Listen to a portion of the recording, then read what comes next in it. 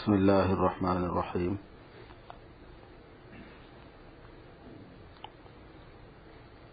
ہر جاندار کی روزی اللہ تعالیٰ کے ذمے ہے، جو بغیر کوشش کے بھی اس کو مل سکتی ہے، مگر اس پر بھی لوگ دنیاوی مقاصد میں کوشش کو ضروری سمجھتے ہیں،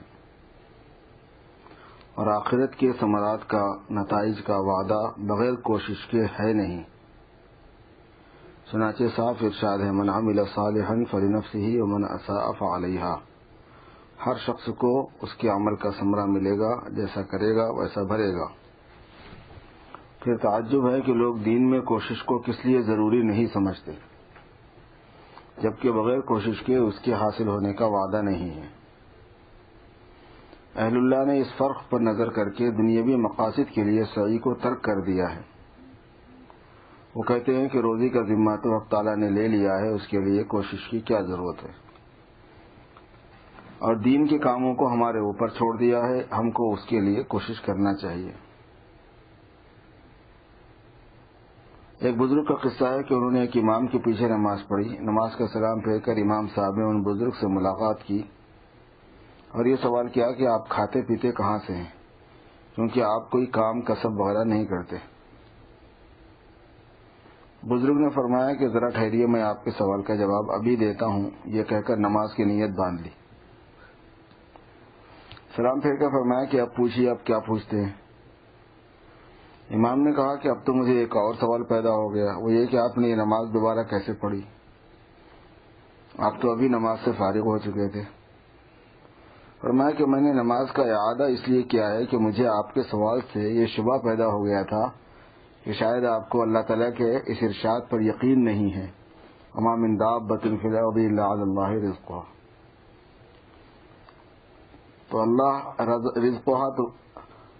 اللہ رزقها تو مجھے آپ کے ایمان ہی میں شک ہو گیا، الا علی اللہ رزقها، اس وجہ سے میں نے نماز دوہرا لی۔ آپ کے سوال سے میں نے سمجھا کہ آپ کو اللہ کے وعدے پر یقین نہیں ہے۔ قرآن پاک میں تو ہے۔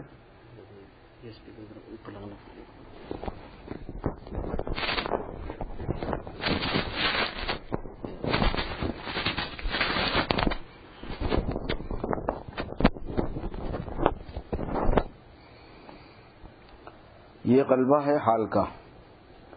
غلبہ ہے حال کا مطلب وہ بزرگ غلبہ حال میں ایسا کرے، ورنہ فتوے کے اعتبار سے ضروری نہیں رہتا، اس میں بات کا مطلب نکالا جاتا ہے۔ اس لیے میں نے جلدی سے اپنی نماز کا اعادہ کیا کہ کہیں مبادا کہیں موت آ جائے اور میری نماز ذمے میں ہی رہ جائے۔ اس کے بعد فرمایا کہ بندہ خدا کیا روزی کا ملنا کمانا ہی پر موقوف ہے، حالانکہ خدا تعالیٰ نے فرما دیا ہے کہ روزی میرے ذمے ہے۔ پھر تمہارے دل میں یہ سوال کیوں پیدا ہوا؟ کیا تم کو خدا کے اس ارشاد پر اعتماد نہیں؟ وہ امام بہت شرمندہ ہوئے۔ ایک دوسرے بزرگ کا ارشاد ہے کہ دنیا خدا کا گھر ہے اور ہم یہاں مہمان ہیں، اور حدیث میں ہے کہ الضیافۃ ثلاثۃ ایام، مہمانی 3 دن تک ہوتی ہے۔ اب ہم دنیا میں آئے تو 3 دن تک ہم اللہ تعالیٰ کے مہمان ہیں، اور اللہ کے یہاں 1 دن 1000 سال کا ہوتا ہے۔ چنانچہ ارشاد ہے وَإِنَّ يَوْمًا عِندَ رَبِّكَ كَأَلْفِ سَنَةٍ مِّمَّا تَعُدُّونَ۔ تو ہم کو 3000 سال کے لیے تو بالکل بے فکری ہے، اگر اس سے زیادہ عمر ہوئی تو پھر کچھ انتظام کے بارے میں سوچا جائے گا۔ ظاہر میں یہ ایک لطیفہ معلوم ہوتا ہے، مگر اس سے اللہ والوں کے ذوق کا پتہ چلتا ہے کہ دنیاوی کاموں میں وہ کوشش اور اہتمام کو ضروری نہیں سمجھتے، کیونکہ روزی کا ذمہ حق تعالیٰ نے خود لے لیا ہے، لیکن اعمال آخرت کا انہوں نے ذمہ نہیں لیا۔ اگر تم آخرت کے لیے ارادہ و سعی نہ کرو، جب بھی وہ تم کو جنت دے دیں گے یا کہ از خود تم سے جنت کے کام لیں گے، بلکہ اس کے متعلق تو یہ ارشاد ہے من عمل صالحا فلنفسہ ومن اساء فعلیہا، اور ارشاد ہے انلزمکموہا وانتم لہا کارہون۔ نہیں آ رہی آواز؟ نہیں آ رہی؟ پھر دیکھو کون تو وہاں کا کھولے نہیں کھولے، وہاں کا بھی تو ہے نا ایک کھولے، اس وقت تو آ رہی تھی آواز، ہو سکتا ہے بچوں نے بھی بند کر لیا، اوپر ہے وہاں کا کسی نے وہ چابی نکالی وہاں پر، تو وہ اب کھلا ہوا پبلک سوچ رہتی ہے، چابی لگا رہتا تھا. کسی بچے کو بھیجو، بھیج کے وہ بچہ اونچا لگا نا. کوئی ہے رابطے والے ہیں تو فون کر کے بولو، کسی کا رابطہ ہے اندر سے اس کا دیکھو. وہ سوئچ آف ہے، نہیں آن ہے، آف ہے بول کے بولو کہاں ہے دیکھو.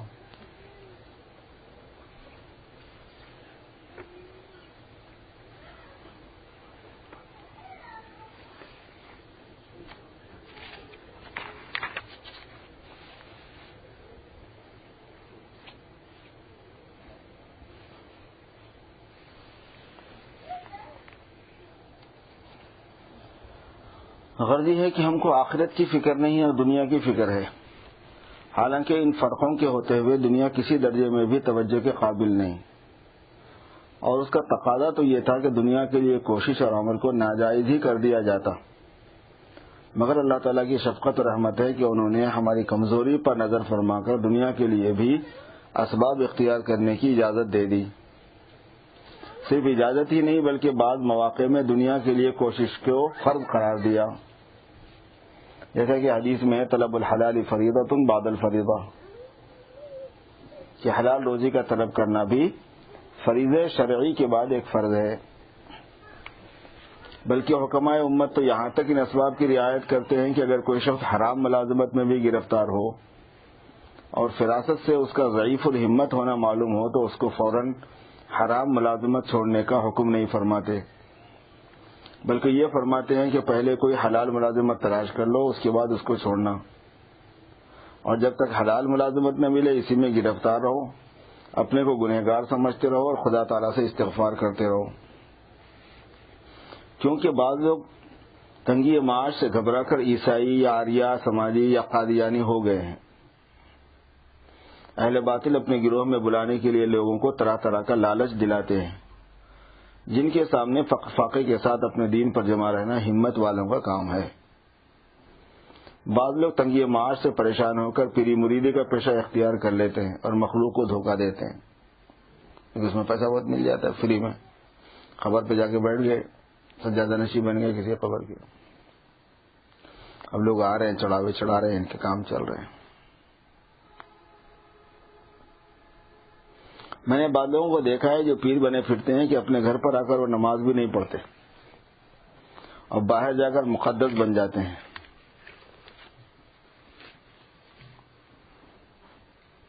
اور بعض مرتبہ تو ایسے سنگین واقعات سننے میں آتے ہیں کہ اس کی نظیر سنی نہیں گئی. میرے ایک دوست مولوی بیان کرتے تھے کہ ہندوستان سے ایک جاہل شخص ضلع بردوان میں جا کر پیری مریدی کرتا تھا.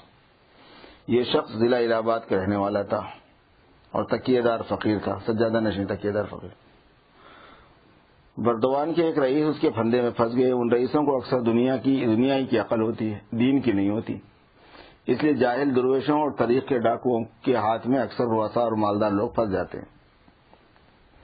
ہمارے حاجی صاحب فرمایا کرتے تھے کہ جس درویش کی طرف زیادہ رجوع دنیا والوں کا ہو وہ درویش نہیں بلکہ دنیا دار ہے، کیونکہ قاعدہ ہے الجنس یمیل الی الجنس. اگر دین میں کامل ہوتا تو دیندار لوگ اس کی طرف رجوع کرتے. چنانچہ حدیث ہرقل میں بھی یہ مضمون آیا ہے. ہرقل نے ابو سفیان سے دریافت کیا کہ نبی عربی صلی اللہ علیہ وسلم کا اتباع زیادہ تر کون لوگ کرتے ہیں، اغنیاء یا ضعفاء؟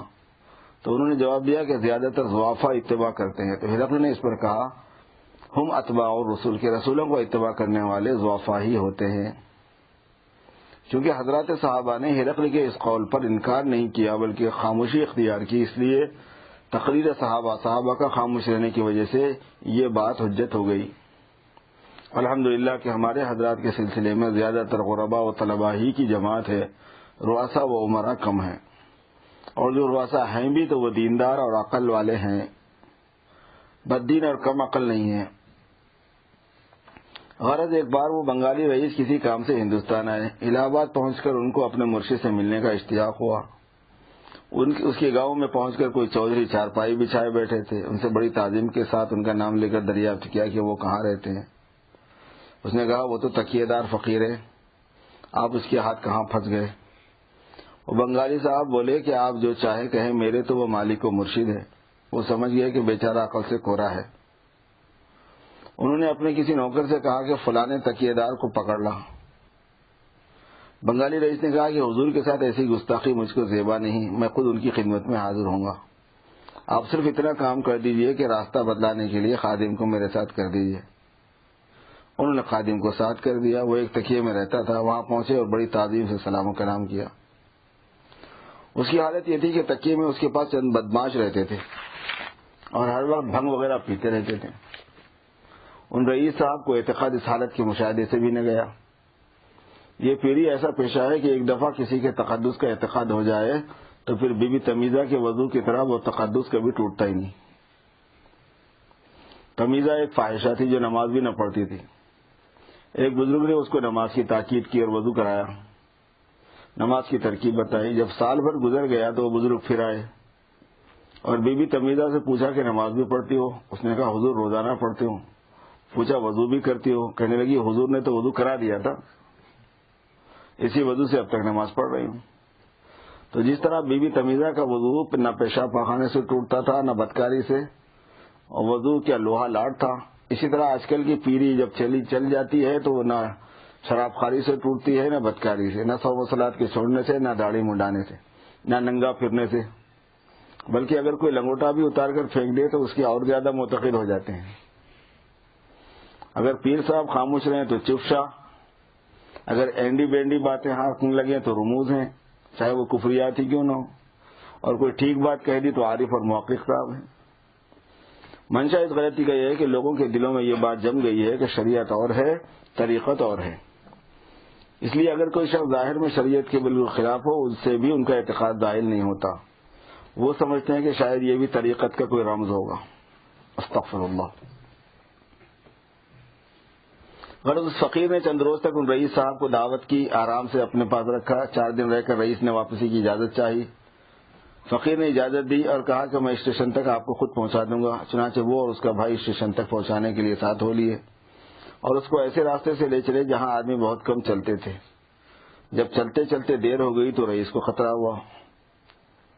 اس نے کہا کہ حضور یہ تو وہ راستہ نہیں جس سے میں آیا تھا۔ کہنے لگا میں آپ کو قریب کے راستے سے باہر لیے چلتا ہوں۔ یہ غریب خاموش ہو گیا، یہاں تک کہ ایک ایسے بن میں اس کو جہاں پہنچایا جا نہ آدمی کا پتہ نہ جانور کا۔ اگر آدمی گلا پھاڑ پھاڑ کر بھی چلائے تو بھی کوئی مدد کو نہ آ سکے۔ وہاں پہنچ کر فقیر نے کہا کہ جو کچھ ساتھ لے رہے ہو رکھ دو۔ اس بیچارے نے جو کچھ ساتھ تھا رکھ دیا۔ کہا کپڑے بھی اتار دو، اس نے کپڑے بھی اتار دیے۔ اس کے بعد اس نے رئیس کے قتل کا ارادہ کیا۔ اس نے بہت کچھ ہاتھ پیر جوڑے اور خوشامدیں کی کہ آپ مجھے قتل نہ کریں، میں اس سے 2 چند اور 6 چند روپیہ گھر جا کر بھیج دوں گا۔ کہنے لگا اب تمہارا زندہ چھوڑنا مصلحت نہیں، تم ہمارا راز کھول دو گے۔ اس نے بہت قسمیں کھائیں کہ میں کسی سے یہ معاملہ ظاہر نہ کروں گا، مگر اس سنگ دل نے ایک نہ سنی اور اس غریب کا کام تمام کر دیا اور ناش کو کنویں میں پھینک دیا۔ کتنے دنوں کے بعد اتفاقاً ایک چرواہا اس کنویں پر آیا تو اس کو کنویں میں سے بدبو آئی۔ اس نے جھانک کر دیکھا تو ایک ناش تیرتی ہوئی نظر آئی۔ اس نے فوراً پولیس کو اطلاع دی۔ پولیس نے ناش کو نکالا۔ اس کو تو پہچاننے والا کوئی نہ تھا، مگر اس کی جیب سے کچھ کاغذات نکلے جس میں بردوان کا پتہ لکھا ہوا تھا۔ بچ کیا تھا، پولیس کو پتہ چلانے کے لیے اتنا کافی تھا۔ سراغ لگاتے لگاتے سب واقعہ کھل گیا۔ پولیس نے اس فقیر کو پکڑا اور اس سے اظہار لیا۔ آخر اس نے اقرار کیا کہ میں نے اس کو قتل کیا ہے، چنانچہ اس کو پھانسی دے گی۔ تو دیکھیے تنگی معاش سے پریشان ہو کر دوسری طرح حقوق العباد کو ضائع کرتے ہیں۔ کسی سے قرض لے لیا اور مار لیا، کسی کی امانت لے کر انکار کر دیا، کسی کی کوئی چیز مانگ لی اور اس کو رہن رکھ دیا، اور بہت سے کرتب لوگ کرنے لگتے ہیں۔ اور یہ ظاہر ہے کہ حقوق العباد کے تلف کرنے کا نقصان متعدی ہے، یعنی دوسروں تک پہنچتا ہے۔ جو ضرر لازم ہوتا ہے یعنی دوسروں سے متعلق نہیں ہوتا، اپنی ذات تک ہوتا ہے، تو ضرر لازم سے اشد ہوتا ہے۔ یہ اگر یہ شخص کسی حرام ملازمت میں مبتلا رہا، بشرطے کہ اس ملازمت کا فرض منصبی کسی کا نقصان پہنچانا نہ ہو، تو اپنا ہی نقصان کرے گا، مخلوق کو تو پریشان نہ کرے گا۔ لیکن اگر اس نے بغیر حلال روزی تلاش کیے حرام ملازمت کو بھی چھوڑ دیا تو پھر دوسروں کو نقصان پہنچائے گا۔ اس لیے حکمائے امت ان اسباب معیشت کی اتنی رعایت کرتے ہیں کہ حرام سبب کو بھی حکمت سے چھڑواتے ہیں، تو حلال سبب کو وہ کیوں چھڑانے لگے؟ جب حرام کو ہی نہیں چھڑاتے تو حلال کو کیسے چھڑائیں گے؟ تو یہ بتا رہے تھے کہ حرام ملازمت کرنے کی اجازت کیوں دی جاتی، کہ اگر وہ نہ دی جائے اور آدمی پریشان ہو تو پریشانی میں وہ کیا کیا کر سکتا ہے۔ بعض کم فہم لوگ ان پر اعتراض کرتے ہیں کہ حرام ملازمت کی اجازت دے دی،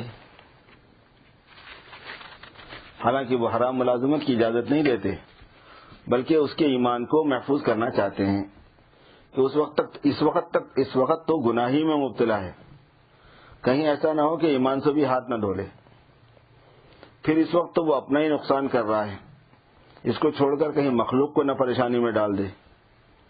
اور فقہی قاعدہ یہ ہے کہ چھوٹے نقصان کو بڑے نقصان سے بچنے کے لیے گوارا کیا جاتا ہے، لیکن اس قاعدے سے کام لینے کا ہر ایک کو حق نہیں، اس کا موقع محل محقق ہی سمجھ سکتا ہے، اس لیے جب تک عالم صاحب علماء اجازت نہ دے نہیں کرنا چاہیے۔ غرض میں یہ کہہ رہا تھا کہ دنیا کے اسباب دین کے اسباب کے مقابلے میں تو اس قابل بھی نہیں ہے کہ ان کے لیے کوشش کی جائے، نہ کہ ایسی کوشش کریں کہ آخرت کی کوشش بھی چھوڑ دیں۔ مگر افسوس ہے کہ اکثر مسلمان دنیا کے اسباب کی اختیار کرنے کو تو ضروری سمجھتے ہیں اور دین کے بارے میں اسباب کی ضرورت ہی نہیں سمجھتے۔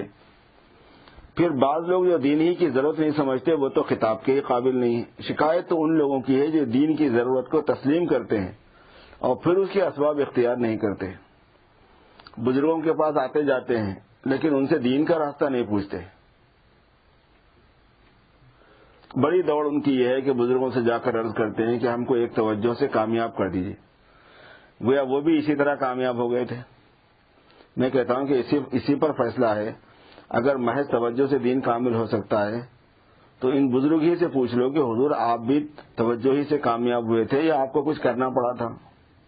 اگر وہ محض توجہ سے کامیاب نہیں ہوئے تھے تو پھر آپ کو ان سے ایسی درخواست کرنے کا کیا حق ہے؟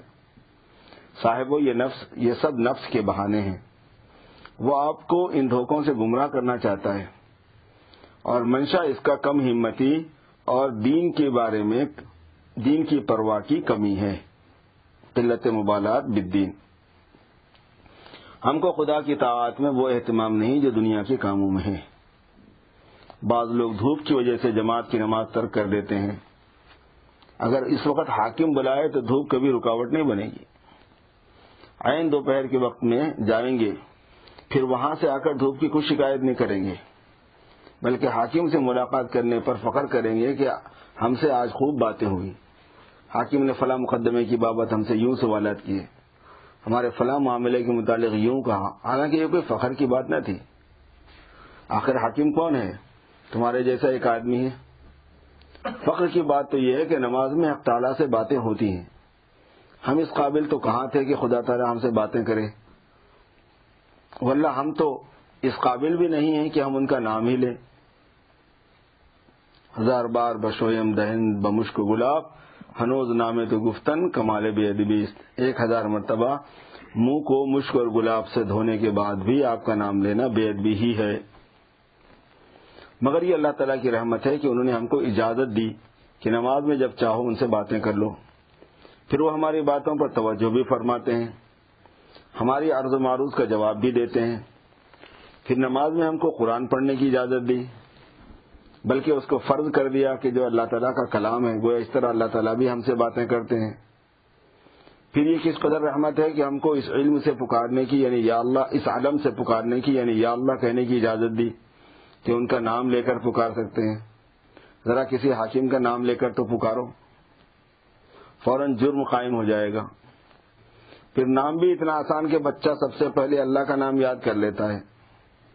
افسوس ایسے رحیم و کریم خدا سے باتیں کرنے کے لیے لوگوں کو دھوپ رکاوٹ ہوتی ہے، وہاں جہاں بیان ہو رہا وہاں پہ دھوپ ہوتی تھی، اس واسطے وہاں دھوپ، یہاں پہ سردی ہے، اور بلا وجہ جماعت کی نماز چھوڑ دیتے ہیں۔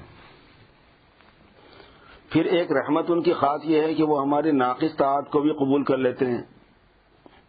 باقی یہ بات کہ کیسے معلوم ہوا کہ ہماری یہ طاعت ناقصہ ہوتی ہیں، قبول ہوتی ہیں، تو حاجی صاحب قبول طاعت کی ایک علامت عجیب بیان فرمایا کہ قاعدہ ہے کہ جس شخص کے آنے سے کسی کو ناگواری ہوا کرتی ہے، اگر وہ قادر ہو تو دوسرے وقت اس کو اپنے گھر میں گھسنے نہیں دیا کرتا۔ یاد رکھو، اگر حق تعالیٰ کو تمہاری پہلی عبادت ناگوار ہوتی تو دوسرے وقت تم کو مسجد میں نہ گھسنے دیتے، نہ نماز کی توفیق دیتے۔ پھر جب ایک نماز کے بعد دوسرے وقت تم کو پھر اسی نماز کی توفیق ہوئی تو سمجھ لو کہ پہلے وقت کی نماز قبول ہو چکی۔ اسی طرح تمام طاعات کو سمجھ لو، واقعی عجیب بات بیان فرمائی. اگرچہ یہ کوئی حجت قطعیہ نہیں ہے، یعنی کوئی دلیل نہیں ہے یہ، مگر انا عند ظن عبدی بی کے ساتھ میں اپنے بندے کے گمان کے ساتھ معاملہ کرتا ہوں، کے ساتھ ملا کر امید ہے کہ اگر ہم حق تعالیٰ کے ساتھ یہی گمان رکھیں تو قبولیت کا اچھا قرینہ ہے. آخر کوئی تو وجہ ہے کہ اللہ تعالیٰ نے تم کو تو 5 وقت مسجد میں آنے کی توفیق دے دی، اور بہت سی مخلوق ایسی ہے جن کو سال میں 1 وقت آنے کی توفیق نہیں دی. معلوم ہوا کہ اللہ تعالیٰ کو ان کا مسجد میں آنا گوارا نہیں، اس لیے نہیں آئے. ایک گنوار کا قصہ ہے کہ اس کا بچڑا مسجد میں گھس گیا، بھینس کا بچہ. ملا خفا ہونے لگا کہ لوگ نہ نماز پڑھتے ہیں نہ کچھ کرتے ہیں اور جانوروں کو مسجد میں گھسا دیتے ہیں. گوار نے ملا سے کہا کہ کیوں بڑبڑ کرتا ہے، جانور تھا مسجد میں گھس گیا، کبھی ہم کو بھی دیکھا آتے ہوئے. دیکھیے توفیق نہ ہونا اس کا نام ہے. اسی طرح ایک آقا اور غلام کا قصہ ہے کہ آقا اور غلام بازار میں کسی کام کو گئے، راستے میں نماز کا وقت ہو گیا.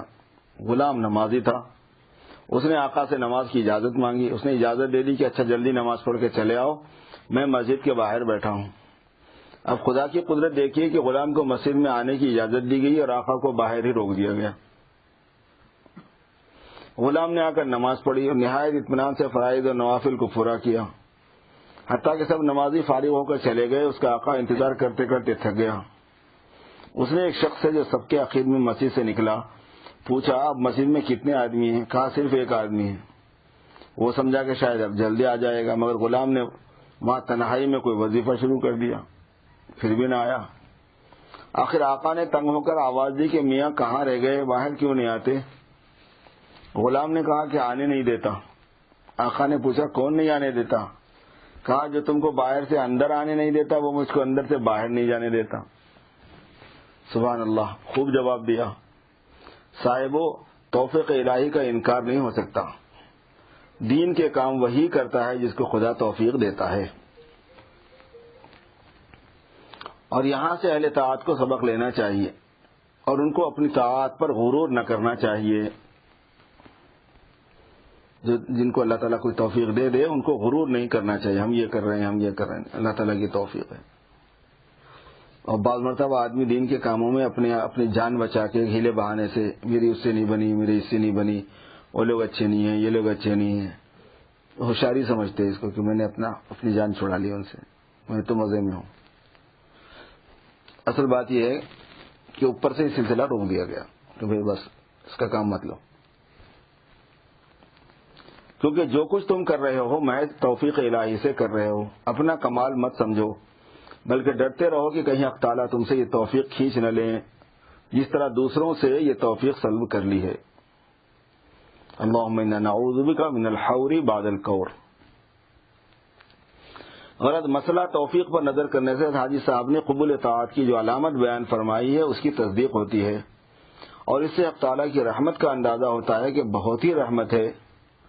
کیونکہ ہم لوگ جیسی نماز پڑھتے ہیں ظاہر ہے نہ خضوع نہ خشوع نہ ذکر نہ فکر، بس گھڑی کی چابی ٹک ٹک جو ہوتی ہے جس سے سوئی خود بخود چل رہی ہے. دنیا بھر کے خیالات نمازی میں ہم کو سوچتے ہیں، مگر مذکورہ قاعدے کے موافق وہ بھی قبول ہوتی معلوم ہوتی ہے. تو اس رحمت کا کیا ٹھکانہ ہے؟ بھلا کسی اور حاکم کے سامنے کھڑے ہو کر دوسری طرف توجہ کرو جو فوراً دربار سے نہ نکال دیے جاؤ تو بتانا. اسی کو مولانا فرماتے ہیں ای قبول ذکر تو از رحمت است چون نماز مستحاضہ رخصت است. واقعی خوب مثال دی، جیسے مستحاضہ کی نماز محض رخصت سے قبول ہوتی ہے، حالانکہ اس کو نہ طہارت حاصل ہے نہ نظافت، اور شریعت فتویٰ دیتی ہے کہ کچھ حرج نہیں، نماز پڑھے جاؤ سب قبول ہے. یہی حال ہماری نمازوں کا ہے، مگر اس رحمت کا حال معلوم کر کے بے فکر نہ ہونا چاہیے کہ بس جب وہ ہر طرح قبول کر لیتے ہیں تو خشوع خضوع کی کیا ضرورت ہے، کیونکہ اس حالت میں نماز کا قبول ہونا قاعدے کے خلاف ہے. قاعدہ وہی ہے کہ نماز جبھی قبول ہوگی جبکہ واجبات و شرائط کے ساتھ ادا کی جائے.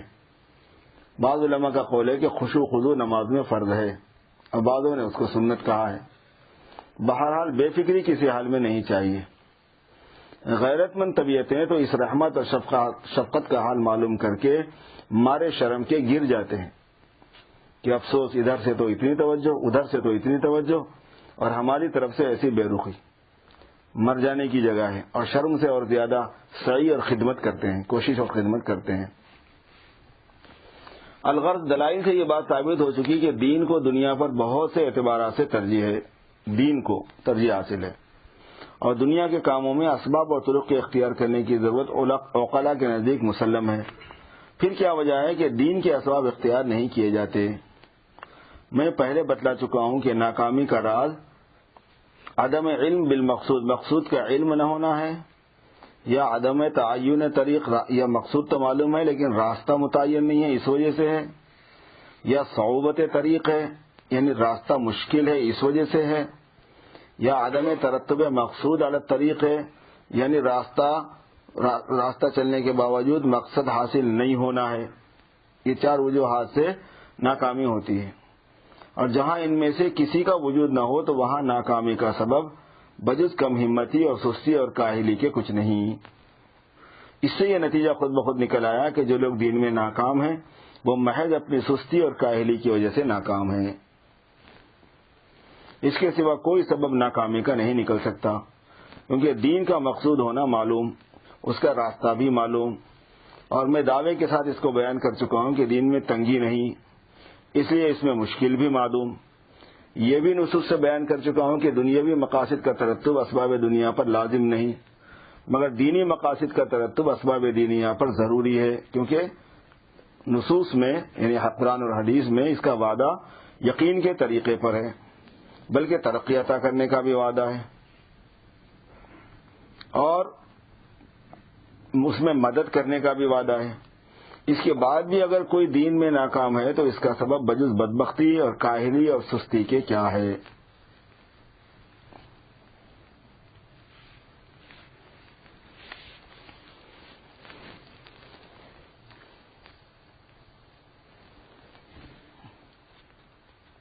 جو کام کرنے کا ہے وہ یہ ہے کہ اپنی سستی اور کاہلی کا علاج کرنا ہے۔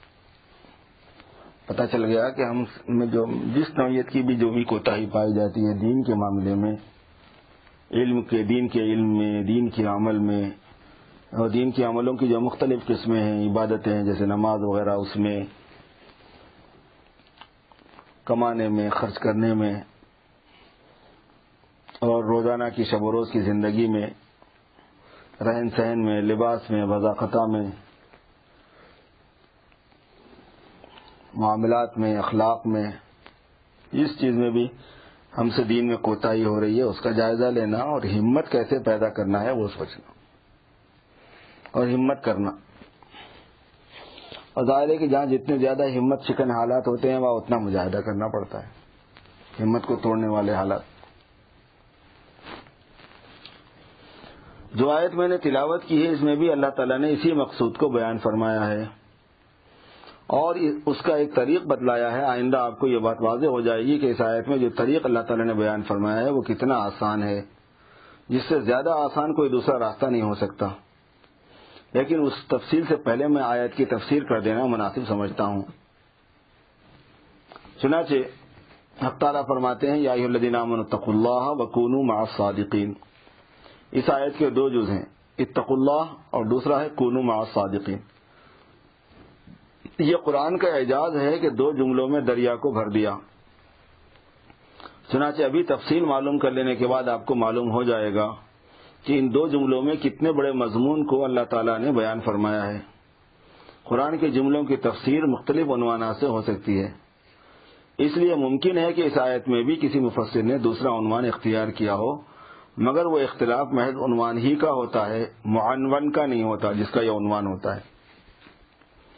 اس آیت کے معنی جو میں سمجھاؤں وہ یہ ہے کہ اتقوا اللہ میں مقصود کا ذکر ہے، اور کونوا مع الصادقین میں اس مقصود کے طریق کا ذکر ہے، سبب کا ذکر ہے۔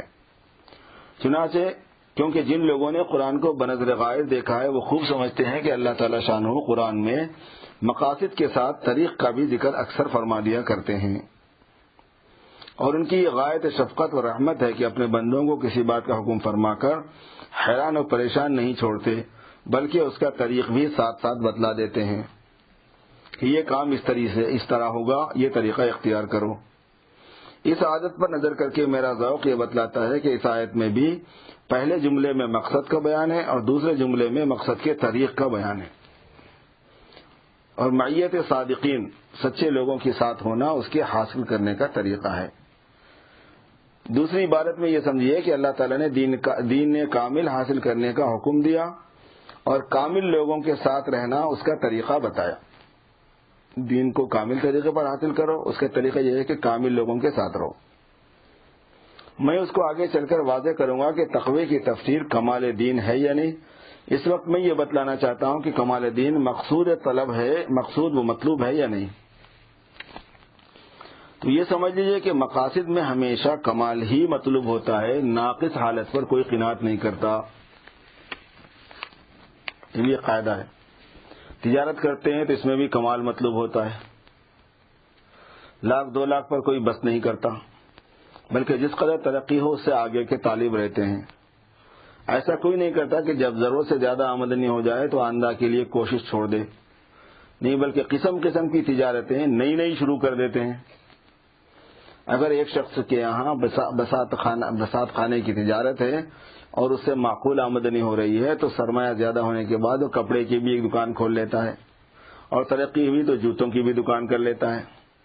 یہاں تک کہ پہلے اگر باپ بیٹے سب مل کر ایک دکان کر رہے تھے تو اب ہر بیٹے کی الگ الگ دکان کھول دی جاتی ہے۔ چنانچہ مشاہدہ ہے، پھر بہت سے مکان خرید کر کرائے پہ دے دیے جاتے ہیں، اور ہر وقت ترقی کی دھن لگی رہتی ہے، کسی حد پر بس نہیں کرتے۔ وہ حال ہو جاتا ہے لا ينتہی رب الی ربی، اگر کسی کے پاس ضرورت کے موافق زمین موجود ہو تو وہ اس پر قناعت نہیں کرتا، بلکہ ہمیشہ اس فکر میں رہتا ہے کہ آج ایک گاؤں پورا خرید لوں۔ ایک گاؤں خریدنے کے بعد دوسرے گاؤں کی تمنا رہتی ہے۔ اب تقلیم گر بغیرت بادشاہ ہم چنا دربند عقلی میں دیگر، یعنی اگر کسی کو پورے سب کانٹیننٹل جو نا 7 کے ساتھ 7 وہ بھی مل جائیں تو پھر 8ویں کے چکر میں رہے گا کہ مریخ پہ جا کے بچ سکتے کیا۔ اور انسان دنیاوی ترقی میں ہمیشہ زیادتی کا طالب رہتا ہے، یہاں تک کہ موت ہی سے یہ سلسلہ منقطع ہوتا ہے، اس سے پہلے نہیں۔ چنانچہ شیخ سعدی فرماتے ہیں، گفت چشمے تنگ دنیا دار را یا قناعت پرکند یا کاک گور۔ دنیا دار کو قناعت تو ہوتی نہیں، یا ہاں خاک گور، خبر کی مٹی، خاک گور ہی سے اس کی حرص منقطع ہوتی ہے۔ شاید آپ مجھ کو کوئی ایسا آدمی دکھلائیں کہ جس نے 10,000 روپے 10 گاؤں حاصل کر کے بس کر دیا ہو اور آئندہ کوشش ختم کر دی ہو، لیکن اول تو یہ بہت ہی شاذ ہے، لاکھوں میں کوئی ایک آدھ ایسا ہوگا، اور شاذ کا کوئی قاعدہ نہیں ہوتا، معدوم کے حکم میں ہوتا ہے۔ اگر لاکھوں میں ایک آدمی آپ نے ایسا دکھلا بھی دیا تو اس سے میرے بیان پر نقص وارد نہیں ہوتا، کیونکہ قواعد میں اکثر کا لحاظ ہوا کرتا ہے، اور اکثر کی حالت وہ ہے جو میں نے بیان کی۔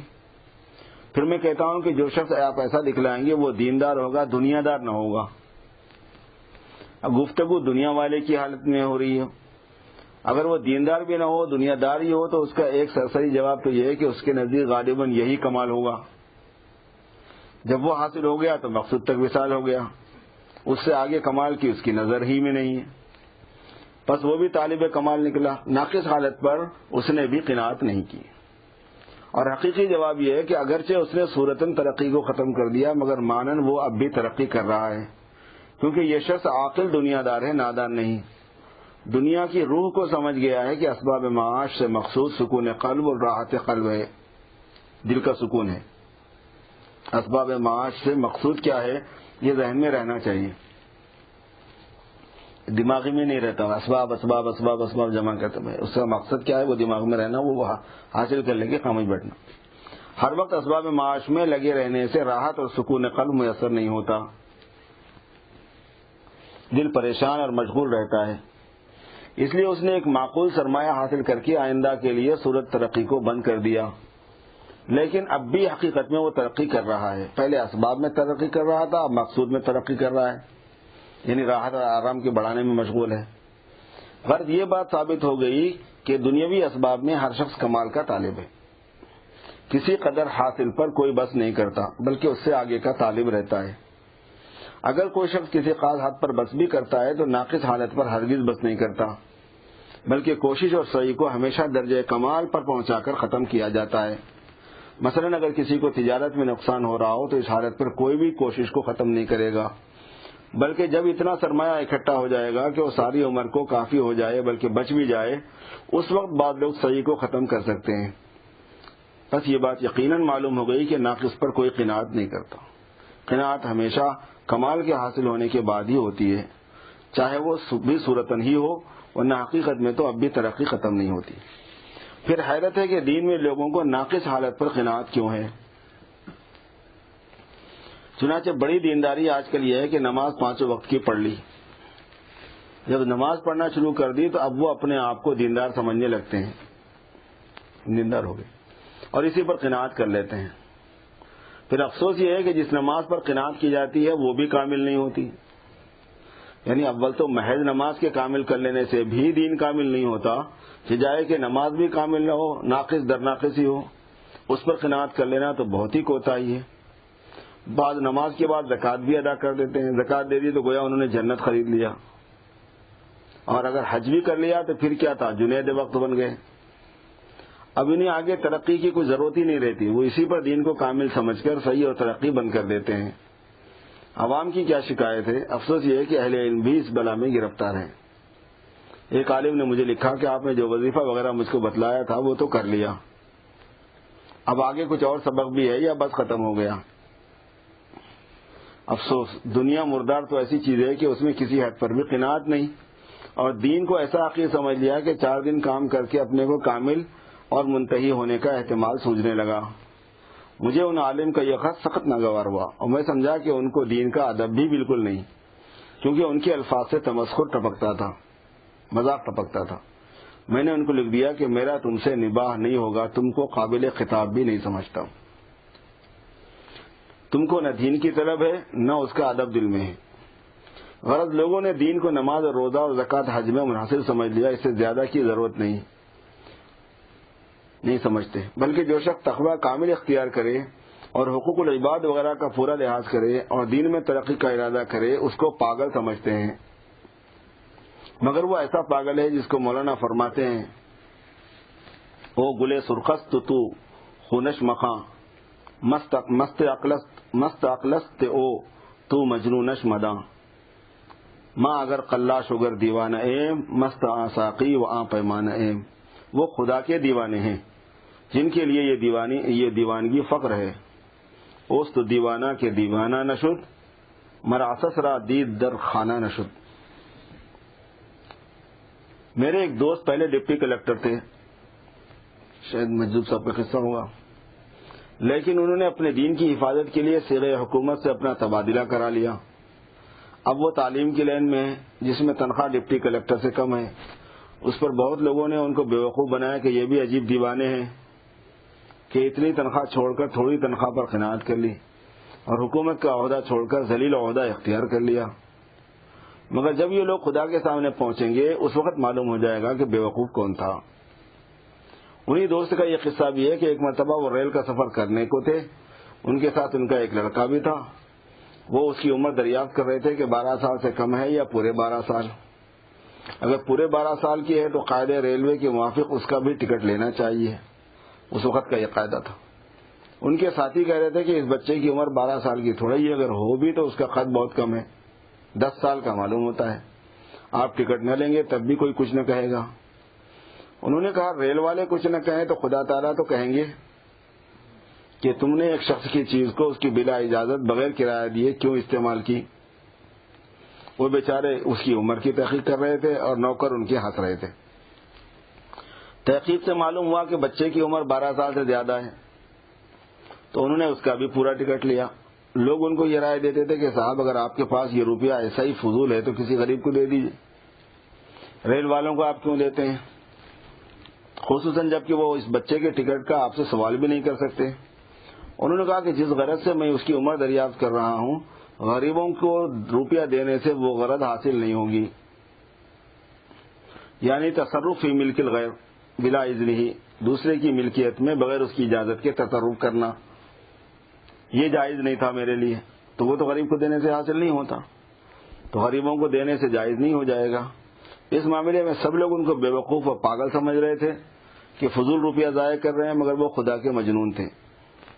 یہ قاعدہ ہے کہ جب دین کا غلبہ ہوتا ہے تو مسلمان کو دنیاوی مضرت کی پرواہ نہیں ہوتی، نقصان کی، مضرت میں نقصان۔ مگر یہ بات حکمائے الہی سے دریافت کرنے کی ہے کہ دین کے لیے کس جگہ نقصان کا تحمل مناسب ہے، برداشت کرنا، کس جگہ مناسب نہیں ہے۔ یہ قاعدہ کلیہ نہیں ہے کہ ہر مضرت دنیاویہ کا، ہر دنیاوی نقصان کا کو برداشت کر لینا چاہیے اور اس کی پرواہ نہیں کرنی چاہیے، بلکہ اس کی تفصیل ہے، جس کا حاصل یہ ہے کہ جب شریعت کسی کام کو واجب کر دے یا کسی کام کو حرام کر دے تو واجب کی ادا کرنے اور حرام سے بچنے میں اگر ہم کو کچھ دنیاوی نقصان ایسا پہنچے جو مال یا آبرو کو نقصان پہنچانے والا ہو تو ہم کو اس نقصان کی پرواہ نہیں کرنی چاہیے، اور اگر ایسا نقصان ہو جس سے جان کا غالب خطرہ ہو تو اس وقت واجب کے وجوب اور حرام کی حرمت کا مکلف ہی یہ شخص نہیں رہے گا، اگر جان کا مسئلہ آ جاتا ہے۔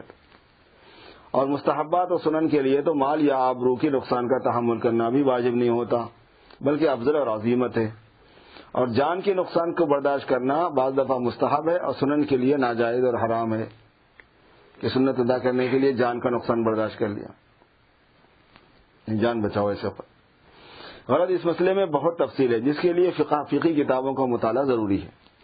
ہر شخص اس بات کو نہیں سمجھ سکتا کہ کس جگہ مضرت کا تحمل مناسب ہے اور کہاں مناسب نہیں ہے، اور کہاں واجب ہے اور کہاں حرام ہے۔ اگر ہر شخص کی رائے پر اس کو چھوڑ دیا جائے تو وہی قصہ ہوگا کہ ایک شخص نے ایک مولوی صاحب کے وعظ میں توکل کی فضیلت اور اس کی ضرورت کا مضمون سنا، توکل مانے اللہ پہ بھروسہ کرنے کا۔ وہ بہت خوش ہوا کہ جب خدا تعالیٰ یوں بھی روزی پہنچا سکتے ہیں تو محنت مشقت کی کیا ضرورت ہے۔ بس آپ نے سارا کاروبار چھوڑ دیا اور جنگل میں لبے سڑک جا بیٹھا۔ اتنی ہمت بھی نہ ہوئی کہ سڑک سے دور جا بیٹھے، یہ خیال کیا کہ سڑک کے کنارے کوئی تو آتا جاتا دیکھے گا۔ دوسرے وہاں ایک کنواں بھی پاس تھا جس پر بیٹھ کر مسافر کھانا کھایا کرتے تھے، تو اس نے یہ جگہ اس لیے تجویز کی کہ ایسا بھی کیا کہ کوئی مسافر بھی مجھے نہ کھانا نہ دے گا۔ اب آپ کو مسافروں کا انتظار شروع ہوا، کیونکہ بیٹھے تو تھے، شاید کوئی آئے مجھے کھانا کھلائے۔ ایک آیا، اس نے کھا پی کر سیدھا اپنا راستہ لیا، سمجھا کہ انشاءاللہ اس مرتبہ جو کوئی آئے گا وہ ضرور مجھے دیکھ کر کھلائے گا۔ دوسرا آیا، اس نے اس شخص کی طرف سے پشت کر لی، پیٹ پھیر لی اور سڑک کی طرف منہ کر کے کھانا کھایا، وہ بھی چلتا ہوا۔ اسی طرح 2-3 دن گزر گئے اور کسی نے بھی ایک ٹکڑا نہ دیا۔ آخر میں ایک مسافر آیا اور اس نے بھی کھا پی کر چلنے کا ارادہ کیا تو آپ نے کھنکارا۔ اس نے مڑ کر جو دیکھا تو ایک آدمی نظر پڑا جس کا فاقوں کے مارے برا حال ہے۔ اس کو ترس آیا، جو کچھ بچی ہوئی روٹیاں تھیں اس کی حوالے کی، جنہیں کھا کر میاں کے حواس درست ہوئے۔ بھاگا ہوا مولوی صاحب کی خدمت میں آیا اور کہنے لگا، مولوی صاحب آپ نے توکل کے بیان میں ایک قید چھوڑ دی ہے، ایک بات بولنی چھوڑ دی ہے جس سے لوگوں کو دھوکہ ہوگا، اور نہ معلوم کتنے آدمی دھوکے سے پریشان ہوں گے۔ وہ تو خدا نے خیر کی کہ میں اپنے اجتہاد سے اس قید کو سمجھا، ورنہ میں بھی ہلاک ہو گیا ہوتا۔ برائے کرم آئندہ آپ جہاں کہیں توکل کا بیان کریں اس میں اتنی قید اور بڑھا دیا کریں کہ کھنکارنا پڑتا ہے۔ تو دیکھیے اس شخص نے اسباب کو چھوڑنے کا بیان سن کر یہ سمجھ لیا کہ میں بھی ترک اسباب کا اہل ہوں، اس کے لیے اہلیت چاہیے ہوتی ہے، اس لیے ہاتھ پیر توڑ کر بیٹھ گیا اور پریشان ہوا۔ حالانکہ اس کی تشخیص اس کو کسی طبیب روحانی سے کرانی چاہیے تھی کہ میں اس کا اہل ہوں کیا نہیں اسباب کو چھوڑنے کا، میرے لیے کیا حکم ہے۔ اسی طرح ایک شخص نے آواز میں سن لیا تھا کہ اللہ کے راستے میں جو 1 روپیہ دے گا اس کو 10 دنیا میں ملیں گے اور 70 آخرت میں۔ اس نے اپنے دل میں کہا کہ اس سے اچھی تجارت کیا ہوگی، سب کام چھوڑ کر یہی کرنا چاہیے۔ چنانچہ اس کے پاس 1 روپیہ تھا، اس نے اسے خیرات کر دیا اور منتظر رہا کہ اب 10 روپے آئیں گے۔ کئی دن گزر گئے، 1 پیسہ بھی نہ آیا، بڑا پریشان ہوا، یہاں تک کہ میاں کو 10 لگ گئے، کیونکہ اب اس کو رہ کر اپنے روپے کے جانے کا بھی غم ہوتا تھا اور دل ہی دل میں مولوی صاحب کو برا بلا کہتا تھا کہ انہوں نے یہ کیسا غلط مسئلہ بیان کیا۔ بیچارے کو اسی فکر میں دست اور پیچش لگ گئی، موشن ہو گئے، اور بار بار اجابت کے لیے جنگل جاتا تھا۔ ایک دفعہ وہ قضائے حاجت کر رہا تھا، زمین کو کورید رہا تھا کہ دفعتاً مٹی میں سے ایک بٹوا ملا جس میں 10 روپے تھے. بڑا خوش ہوا اور 10 تو فوراً موقوف ہو گئے کیونکہ جس علت سے 10 آ رہے تھے وہ علت نہ رہی. دوڑا ہوا مولوی صاحب کے پاس آیا کہ مولوی صاحب آپ نے جو کچھ واعظ میں فرمایا تھا بالکل صحیح ہے، مگر اس میں ایک قید آپ نے چھوڑ دی، ایک بات چھوڑ دی. آئندہ جہاں یہ مسئلہ بیان کریں ساتھ میں یہ بھی فرما دیا کریں کہ مروڑ بھی لگتے ہیں. 1 روپیہ دینے کے بعد 10 ملتے لیکن موشن آتے ہیں. اس کے بعد جس کو برداشت ہوگا اس کے 10 لے گا، جس کو نہیں ہوگا وہ اپنا طریقہ اختیار کرے گا.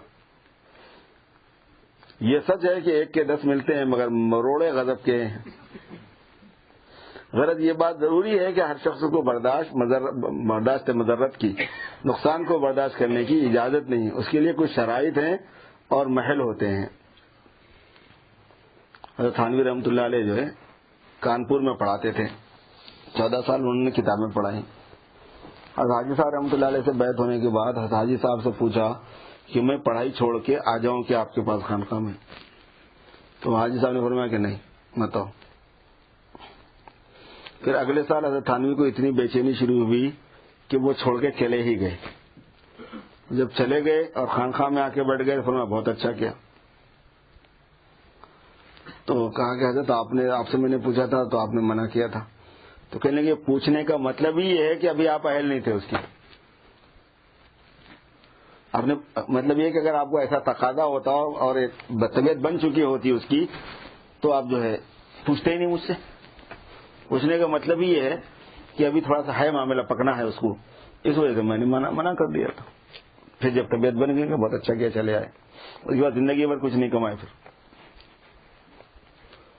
بس توقع بزرگوں کی ایک بڑی قسم ایسی ہوئی ہے جو کماتے کچھ نہیں اور آرام سے رہتے ہیں، کیونکہ وہ ذہن بن جاتا ہے، ان کا مزاج بن جاتا ہے اور اللہ پاک راستے کھولتے رہتے ہیں ان کے لیے.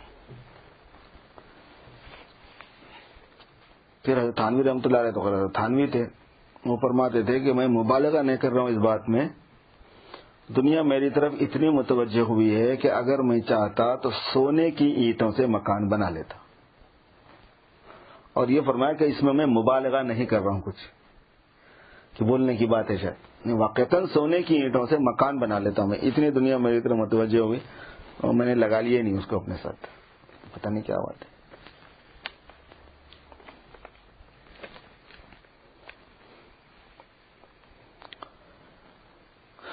مگر یہ بات ضرور ہے کہ جب دین کا غلبہ ہوتا ہے تو دیندار کو دنیاوی نقصان کی پرواہ نہیں رہا کرتی. دنیاوی نقصان کی وہ نہیں ہوتی.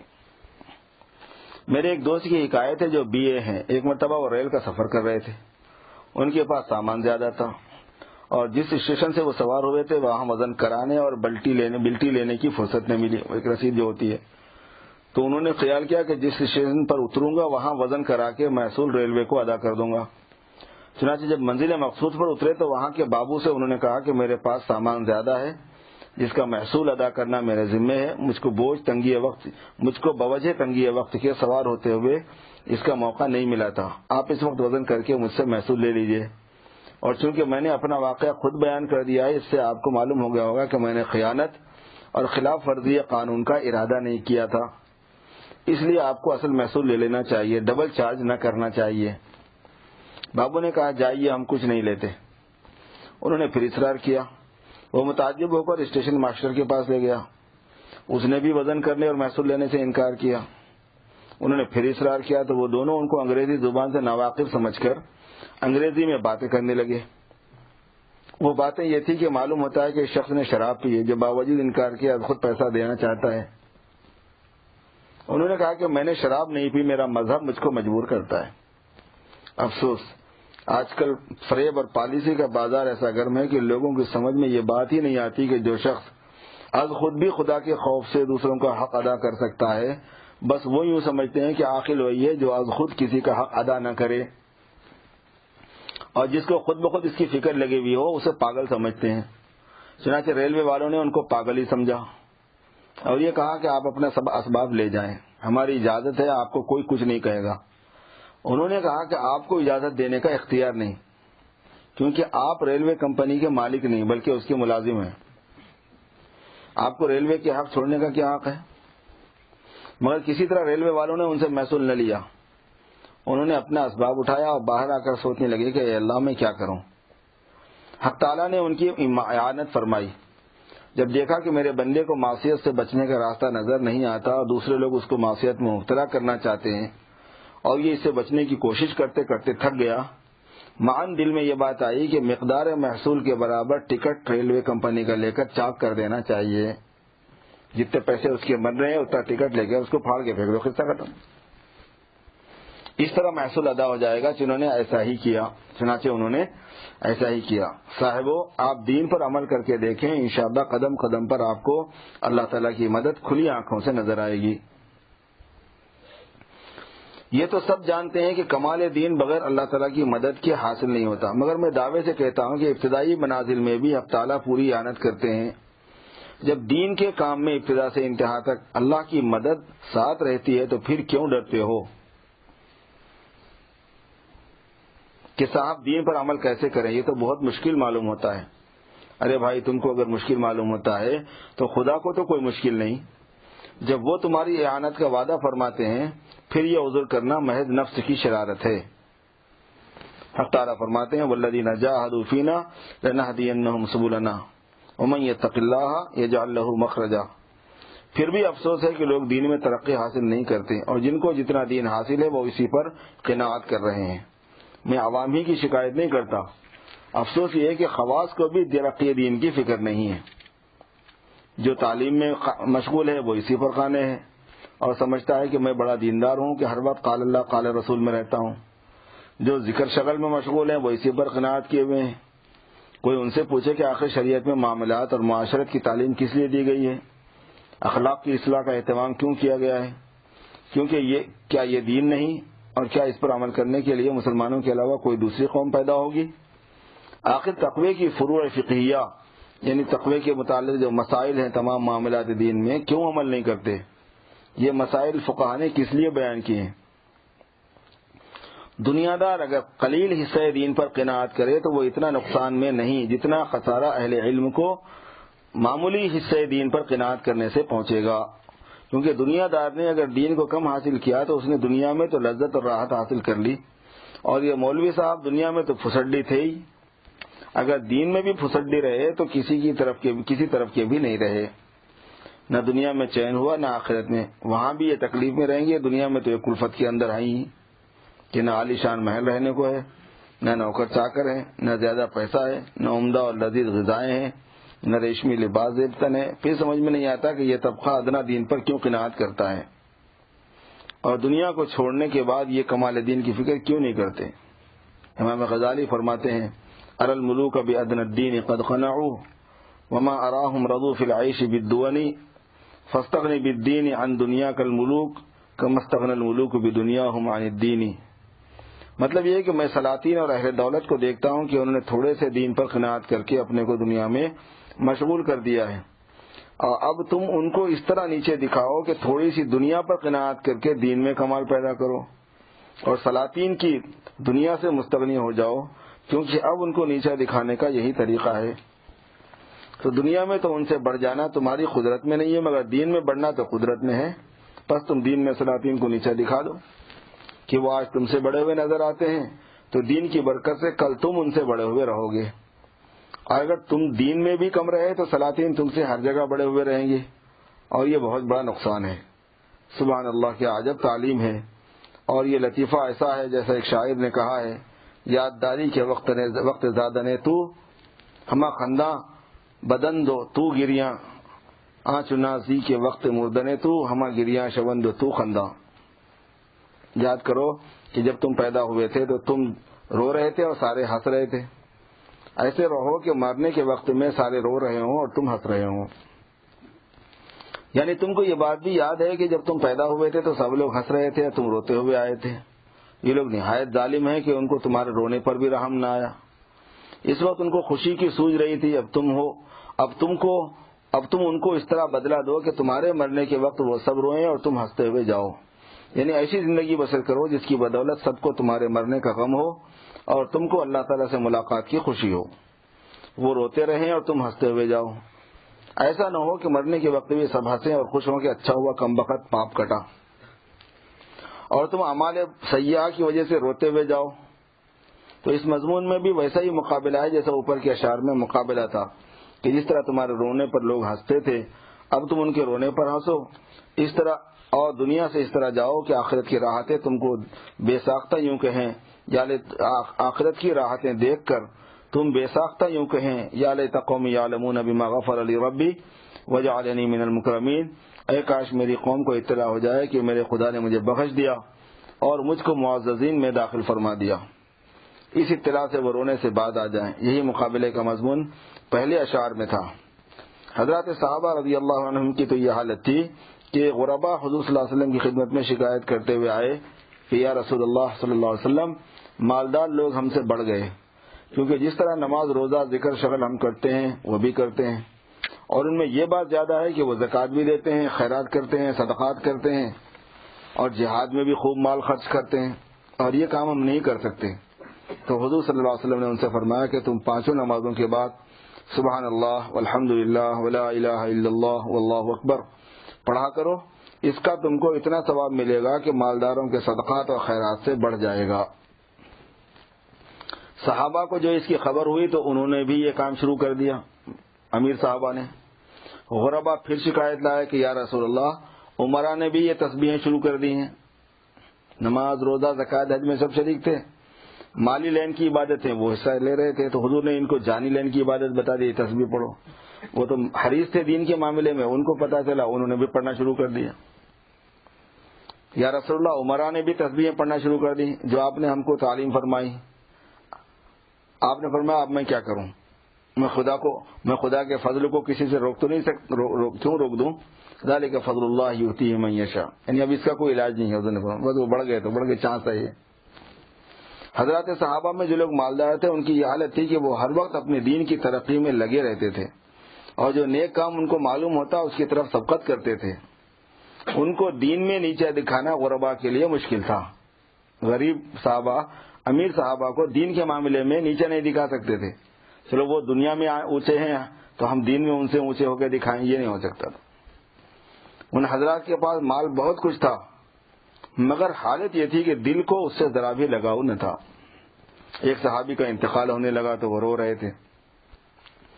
لوگوں نے ان کی تسلی دی کہ ماشاءاللہ تم نے حضور کے ساتھ فلاں فلاں غزوات میں شرکت کی اور اللہ کے راستے میں اسلام کی بہت سی خدمتیں کی، انشاءاللہ تم کو حق تعالیٰ بخش دیں گے، تم کیوں روتے ہو؟ انہوں نے کہا میں اس وجہ سے نہیں روتا، بلکہ میں اس واسطے روتا ہوں کہ حضور صلی اللہ علیہ وسلم کے زمانے میں ہماری تنگ دستی کی یہ حالت تھی کہ عثمان ابن مظعون کا جب انتقال ہوا تو ان کے کفن کے لیے صرف ایک چھوٹا سا کمبل تھا، جس کو سر کی طرف کھینچتے تو پیر کھل جاتے، پیر کی طرف کھینچتے تو سر کھل جاتا۔ حضور نے حکم دیا کہ کمبل کو سر کی طرف سے کھینچ دیا جائے اور پیروں پر گھاس ڈال دی جائے۔ اور آج ہمارے پاس اتنا مال ہے کہ سوائے مٹی کے اور کہیں اس کی جگہ نہیں۔ اس کے دو مطلب بیان کیے گئے، ایک یہ کہ سوائے زمین میں دفن کرنے کی اور کہیں اس کی جگہ نہیں، دوسرے یہ کہ بجز عمارتوں میں خرچ کرنے کی اور کسی کام میں یہ روپیہ نہیں آتا۔ تو وہ حضرات ایسے تھے کہ زیادہ مال جمع ہونے سے روتے تھے، اس کی ان کو زیادہ خوشی نہ تھی۔ صاحب یہ وہ عمرا تھے جن کی وجہ سے حضرات صوفیہ میں اختلاف ہوا ہے کہ صبر افضل ہے یا شکر افضل ہے۔ تو صوفیہ کرام کے اس قول میں ایسے شاکر مراد ہیں جیسے حضرات صحابہ تھے، کہ نہ کہ ہم جیسے حرام خور جو خدا کی نعمتیں کھا کھا کر معاصی پر اور زیادہ دلیر ہو رہے ہیں۔ اگر حضرات صوفیہ ہمارے زمانے کے عمرا کو مالداروں کو دیکھ لیتے تو وہ یہی فرماتے کہ صابر افضل ہے، تو یہی فرماتے، یہ نہ فرماتے کہ صابر افضل ہے یا شاکر، صابر افضل ہے شاکر سے، یہ نہ فرماتے، وہ فرماتے کہ صابر افضل ہے شاکر سے، الا ماشاءاللہ۔ بس آج کل کے عمرا کو دین میں نیچے دکھا دینا کچھ بھی مشکل نہیں۔ تعجب ہے کہ ہم کو اس پر غیرت نہ آئی کہ ہم دنیا میں تو عمرا سے کم رہے، دین میں بھی ان سے بڑے ہوئے نہ رہیں۔ بالخصوص اہل علم کو تو یہ غیرت ضرور ہونی چاہیے۔ بس ان کو لازم ہے کہ جس طرح اہل دنیا کسی وقت ترقی دنیا سے نہیں تھکتے، وہ بھی ترقی دین سے نہ تھکیں اور دین میں کمال حاصل کرتے رہیں، جس کا ایک اور آسان طریقہ اس آیت میں بیان فرماتے ہیں جس کو میں نے تلاوت کیا ہے۔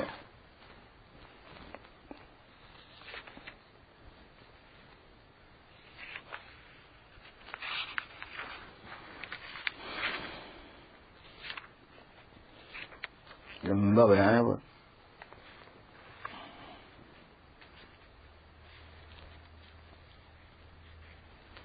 پہلے کے لوگ سنتے بھی تھے ایسا, بیان کرتے تھے, وہ سنتے جا رہے ہیں 4.25 گھنٹے کا ہے, 4.25 گھنٹے بیٹھ کے سنے. ابھی بھی اپنے یہاں دیکھا میں, دیہات میں, گاؤں وغیرہ میں لوگوں کو بیٹھنے کی عادت ہے, عشاء کے بعد کھانا نہ کھا کے آ جاتے, جلسے ولسے ہوتے رہتے نا. کتنی دیر بیان کرنا ہے تو ہنستے ہیں, کتنی دیر کی, آپ کو جتنی دیر بیان آتا ہے اتنی دیر کرو.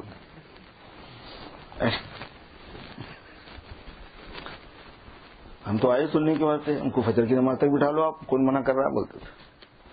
عجیب ہوتے ہیں گاؤں والے, سیدھے سادے ہوتے ہیں, محبت کے ہوتے ہیں, دین کی بات سننا چاہتے ہیں.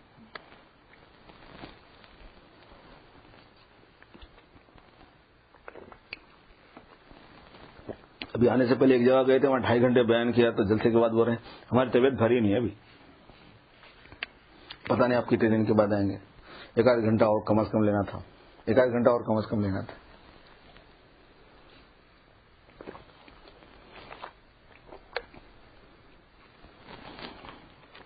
اچھا, وہاں 2.5 گھنٹے بیان ہو بھی جاتا ہے, یہاں پہ چلتا بھی نہیں.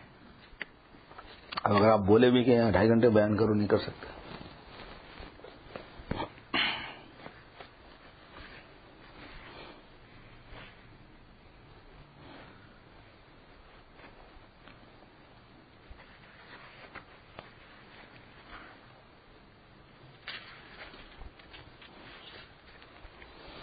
دعوت جمعہ والد صاحب کے کلام میں سے پڑھا جا رہا ہے.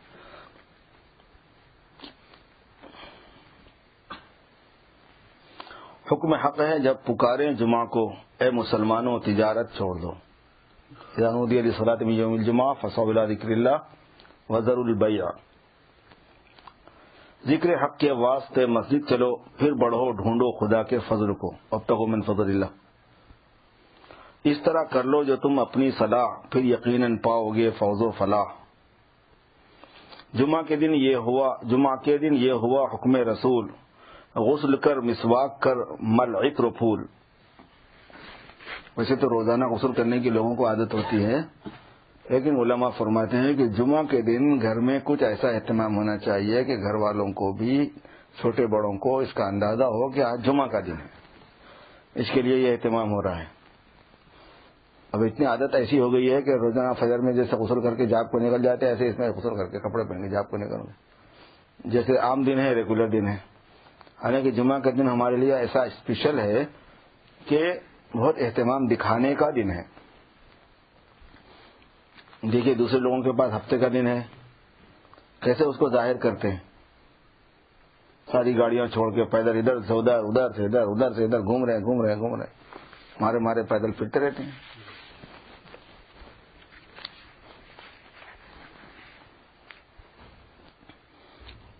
پیدل کو انہوں نے اپنے طرف سے لگا لیا ہے کہ کوئی نہ کوئی شکل ہونی چاہیے دکھانے کی, کیونکہ اور تو کوئی شکل تھی نہیں وہاں پہ دکھانے کی. اللہ پاک نے ہمیں دے دیا ہے ایسا کہ تم چاہو تو کر سکتے ہو. چل کے مسجد جا نہ کر کار فضول, سال کے روزے نمازیں ہو حصول. کیونکہ جو جمعہ کا اہتمام کرتا ہے تو اس کو 1 سال کے روزے نماز کا ثواب ملتا ہے. اے مسلمانوں اٹھو غفلت مٹاؤ, تھوڑی محنت سے بڑی دولت کماؤ. جمعہ کا دن سید الایام ہے, جمعہ کا دن سید الایام ہے, جمعہ کا دن افضل الایام ہے, جمعہ کا دن عید و خاص و عام ہے, جمعہ کا دن دولت و اکرام ہے. جمعہ کے دن سے جمعہ کے دن سے دنوں کا نام ہے, جمعہ کھونا احمقوں کا کام ہے. آسمان میں جمعہ ہے یوم المزید, آسمان میں جمعہ کو یوم المزید کے نام سے یاد کیا جاتا ہے. جمعہ کے دن جو مرا وہ ہے شہید.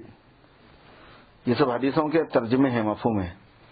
جمعہ کو جو کوئی چھوڑے گا پلید, جمعہ کو جو کوئی چھوڑے گا پلید, آئی اس کا گھر جلانے کی وعید. حضور نے فرمایا جو جمعہ کو چھوڑتے ہیں ان کا گھر جلا دینا چاہتا ہوں. یہ بھی ہے کہ جلا دو اس کا گھر. جمعہ کو ہرگز نہ چھوڑو بھائیو, دین کا رشتہ نہ توڑو بھائیو. جمعہ کے دن 1 ساعت ہے قبول, جو دعا اس میں کرو وہ ہو حصول. ایک وقت آتا ہے جمعہ کے دن, کون سا وقت ہے اس کا پتہ نہیں, لیکن جو بھی دعا کی جاتی ہے وہ قبول ہوتی ہے.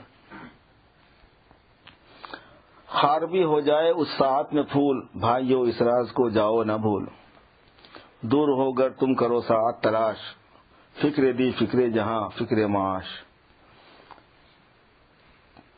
دن منور رات نورانی ہے آج، مفلسوں کا حج و قربانی ہے آج۔ مفلسوں کا حج قربانی جمعہ کا ہی اہتمام ہے۔ جمعہ گویا حق کی مہمانی ہے آج، ان کا در ہے اپنی پیشانی ہے آج۔ ایسی دولت کو نہ چھوڑو مومنو، حق سے اپنا منہ نہ موڑو مومنو۔ مومنوں کی عید کا دن آج ہے، عاشقوں کی دید کا دن آج ہے۔ ہر جمعہ کو جمعہ اہل جنتی اللہ تعالیٰ کا دیدار کریں گے بول کے، ہے نا۔ کفر کی تردید کا دن آج ہے، جمعہ ہی تو تھا حجۃ الوداع میں جو اعلان برات کر دیا گیا تھا، برات من اللہ و رسول۔ صدق کی تجدید کا دن آج ہے، جمعہ کا دن بھی ہے کیا دن دوستو، سب دنوں کا بادشاہ دن دوستو۔ جمعہ کا دن خیر ہے سردار ہے، عید کے دن سے بھی یہ دن پار ہے، اس سے زیادہ ہے اس کی فضیلت۔ جمعہ کا دن خیر ہے سردار ہے، عید کے دن سے بھی یہ دن پار ہے۔ جمعہ کو جو چھوڑے وہی غدار ہے، چھوڑنے والے سے حق بیزار ہے۔ اب تو آنکھیں کھول لو اے صاحبو، اپنا ایمان تول لو اے صاحبو۔ حضرت آدم کی ہے اس دن نمود، اور آدم جمعہ کے دن ہی پیدا ہوئے، ہے جہاں کی آج ہی بود و نمود، آج دوزخ میں بھی ہو جاتا ہے جمود۔ جمعہ کے دن دوزخ ٹھنڈی کر دی جاتی ہے، اس میں کمی آ جاتی ہے۔ جمعہ کے دن سے ہے جہاں کا وجود، اسی وجہ سے قیامت جمعہ کے دن آ کے ختم ہو جائیں گے نا۔ جمعہ کا دن گر نہ ہو دنیا نہ ہو، کاش مسلم جمعہ سے اندھا نہ ہو۔ جمعہ کے دن تم نہ سونا بھائیو، کام میں دن تم نہ کھونا بھائیو، کفر دل میں تم نہ بونا بھائیو، آخرت میں تم نہ رونا بھائیو۔ خود کو دوزخ سے بچا لو غافلو، دل کی تاریکی مٹا لو غافلو۔ یا رب ان بندوں کی غفلت دور کر، اب مسلمان سے جہالت دور کر، ان کی یہ آوارہ عادت دور کر، اب مسلمان سے حماقت دور کر۔ اٹھ مسلمان تو ہے دنیا کا امام، تو جو اٹھے ہے جہاں تیرا غلام۔ غلام والی صاحب کا تخلص تھا نا۔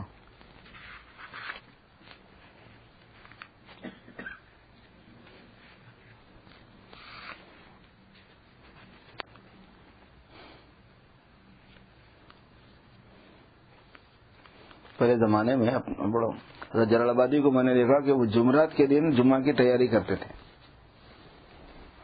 ناخن بنانے کا کام، لب بنانے کا کام، یہ سب جو جمعہ کو کرنے کے ہوتے وہ جمعرات سے کرتے تھے، کہنے کہ جمعہ کل جمعہ ہے، جمعہ کی تیاری کرنا ہے۔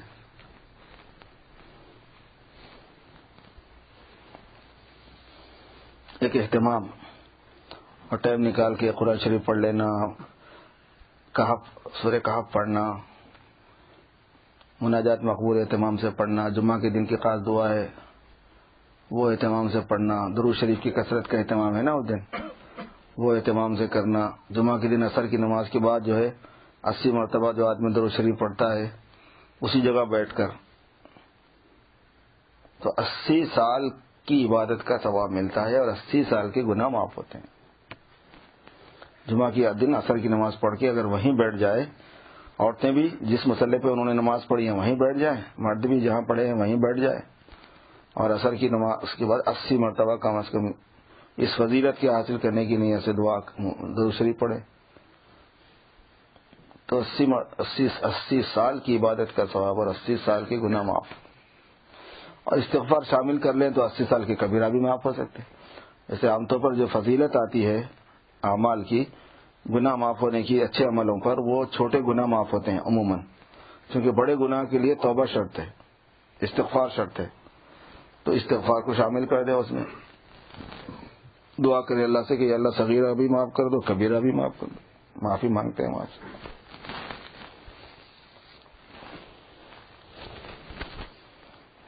دین جو ہوتا ہے، دینی جو اعمال ہوتے ہیں نا، وہ وقتوں کے اعتبار سے اور جناب والا راتوں کے اعتبار سے، دنوں کے اعتبار سے، گھر میں ماحول کے اعتبار سے، اعمال انجام دیے جانے کے اعتبار سے تھوڑا سا رنگ بھرنا پڑتا ہے اس کو، تھوڑا سا گھر کے اندر ایک ماحول اور ایک انوائرمنٹ بنانا پڑتا ہے اس کا، ارے یہ کرنا ہے، وہ کرنا ہے، وہ کرنا ہے، وہ کرنا ہے، پھر بچے بھی کرتے ہیں، بڑے بھی کرتے ہیں، مرد بھی کرتے ہیں، عورتیں بھی۔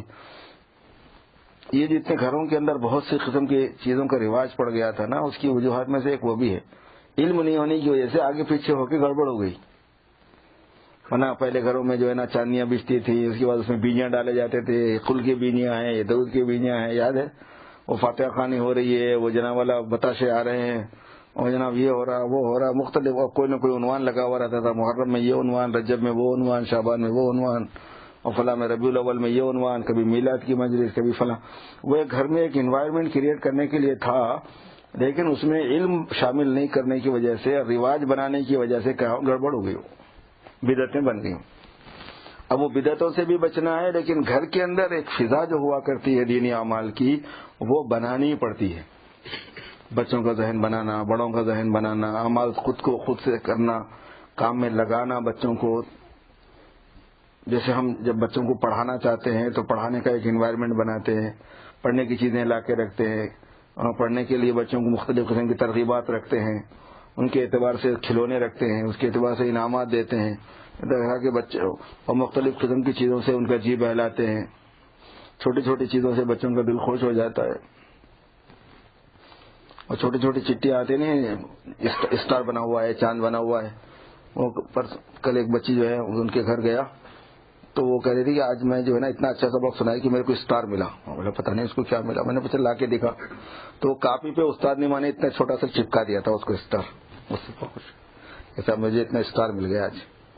بچوں کے اندر وہ ذہن لانے کے لیے جو تدبیریں کی جاتی ہیں نا، دین کے اعمال کے ساتھ میں بھی ایسا ہی تھوڑا سا ایکٹیویٹیز دکھانی ہوتی ہیں، تو گھروں میں پھر ماحول بنتا ہے سنتوں پر عمل کا، سنتوں پر چلنے کا، سنتوں کی پابندی کا، مذاکرہ ہے، اس کی فضیلت ہے، خود سے اس میں مشغول رہنا ہے، ان کو مشغول کرنا ہے، اس کے لیے ترغیب دینا ہے۔ تو اس طرح کوشش کرنے سے گھروں کے اندر دینداری کا ایک ماحول بنا کرتا ہے۔ اب جمعہ تو ہم لوگ پڑھتے ہیں، لیکن یہاں کے جمعہ میں، اپنے انڈیا پاکستان کے جمعہ میں زمین آسمان کا فرق لگتا ہے۔ وہاں جمعہ لگتا ہے کہ ہاں آج جمعہ ہے بھائی واقعی، یہاں تو کچھ لگتا ہی نہیں، جاب سے گئے، جاب پہ پڑھ لیا، پھر جاب سے آگے۔ نہانا تو روزانہ ہی تھا، کپڑے بھی تقریباً روزانہ ہی بن رہے تھے، جمعہ کے تو کوئی خاص کپڑے ہوتے نہیں ہیں اپنے پاس، حالانکہ جمعہ کے دن کے اپنے کپڑے ہوتے ہیں خاص، احسن الثیاب، جو اپنے کپڑوں میں بہترین عمدہ کپڑے ہیں وہ نکال کے پہننا، اہتمام کرنا تھوڑا خوشبو کا اور دوسری چیزوں کا، کہ لوگوں کو پتہ چلے کہ یہ اسپیشل اہتمام ہے اس کا آج، وہ بتا رہے ہیں فضیلت ہے اس کی۔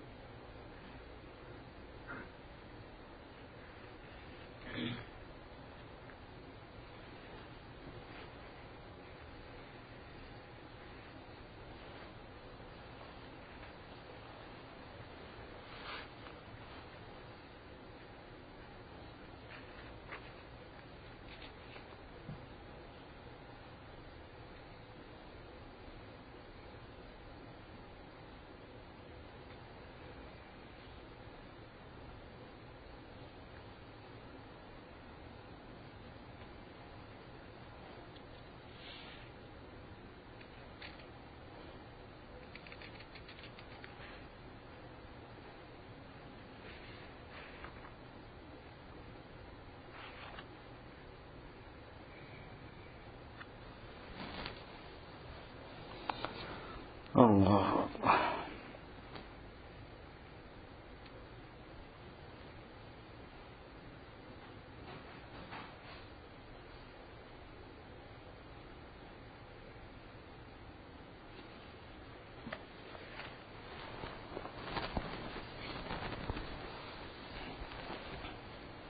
نماز کتنے بجے ہے عشاء کی؟ 9:15 پہ ہے، 20 منٹ ہے۔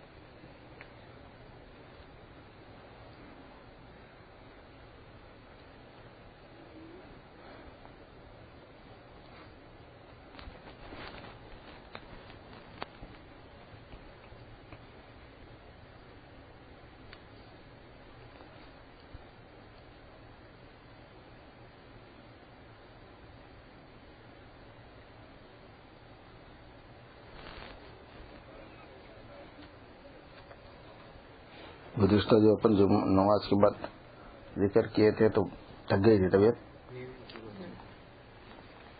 تھکان ہو گئی تھی کیا؟ کہیں سے اطلاع تو آئی تھی, پریشان ہو گئے, بہت دیر ہو گئی.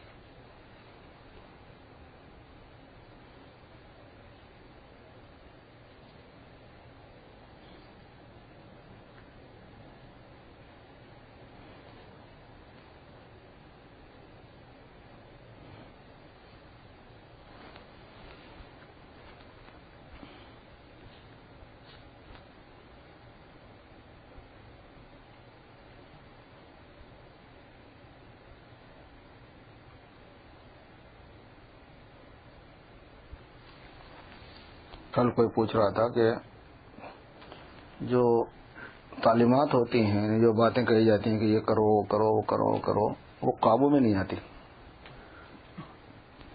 معاملات وغیرہ قابو میں نہیں آتے. اس کو کیسا کرنا چاہیے, کیا طریقہ اختیار کرنا چاہیے؟ تو اس کا طریقہ یہ ہوتا ہے کہ ایک کاپی میں لکھا جاتا ہے کہ جو زائد کام دین کی لائن کے, معمولات کی لائن کے, اذکار کی لائن کے, نوافل کی لائن کے مجھے کرنے ہیں, فرض نمازوں اور واجبات اور سنتوں کے علاوہ, سنن مؤکدہ کے علاوہ, وہ لکھ لینے ہوتے ہیں. اور ان کا ٹائم بھی مقرر کرنا ہوتا ہے کہ یہ وقت, یہ کام فلاں وقت پہ, یہ کام فلاں وقت پہ, یہ کام فلاں وقت پہ, یہ کام فلاں وقت پہ. اور صبح ایک مرتبہ ان پہ نظر ڈالنی ہوتی ہے, یہ کام مجھے کرنے ہیں. قرآن پاک چاہے 3 منٹ کیوں نہ ہو پڑھنا ہے, استغفار کی تسبیح ہے, درود شریف کی تسبیح ہے, سبحان اللہ کی تسبیح ہے, تہجد ہے, اشراق ہے, چاشت ہے, اوابین ہے, ذکر ہے, مراقبہ ہے, جو بھی کام کرنا فلاں وقت میں, فلاں وقت سے فلاں وقت, فلاں وقت سے فلاں وقت میں کرنا ہے. کیونکہ یہ اپنا اسکیجول چینج ہوتا رہتا ہے. ہفتہ اتوار کا دن ہے, نوعیت الگ ہو جاتی ہے, مصروفیت کی جاب نہیں ہوتا. لمبے دن ہے, الگ حساب ہو جاتا ہے. لمبی راتیں ہیں, الگ حساب ہو جاتا ہے. گھر میں کام کاج آ جاتا ہے, بچے ستاتے ہیں, بچے بیمار ہو جاتے ہیں, ڈسٹرب ہوتا رہتا ہے. تو سوچ سمجھ کے ایک ایسا وقت مقرر کرنا جو فلیکسیبل ہو.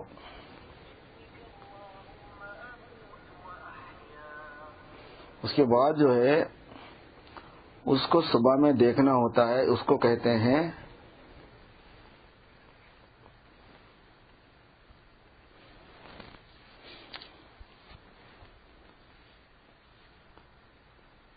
مشارطہ, مشارطہ بھی کہتے ہیں اس کو, اور دوسرے الفاظ بھی اس کے لیے استعمال کیے جاتے ہیں.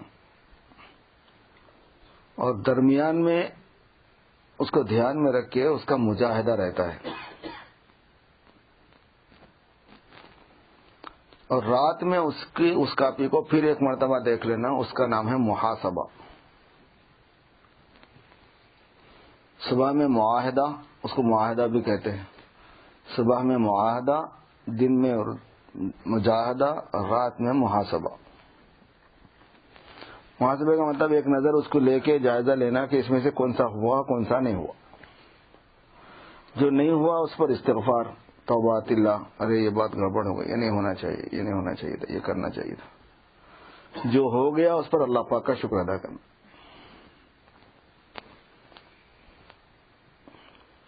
ایک وقت, 2 وقت, 10 وقت, 20 وقت, 10-5 وقت کے بعد بھی ویسے ہی جہاں کا وہاں ہے تو پھر اس کو سامنے رکھ دیا. اس کے بعد ہوتا ہے محاسبے کے بعد میں معاتبہ, عتاب کرنا, سزا دینا. بعض وقت خالی گالی گلوچ سے سمجھ جاتا نفس, بےہودہ بدتمیز, یہ وہ.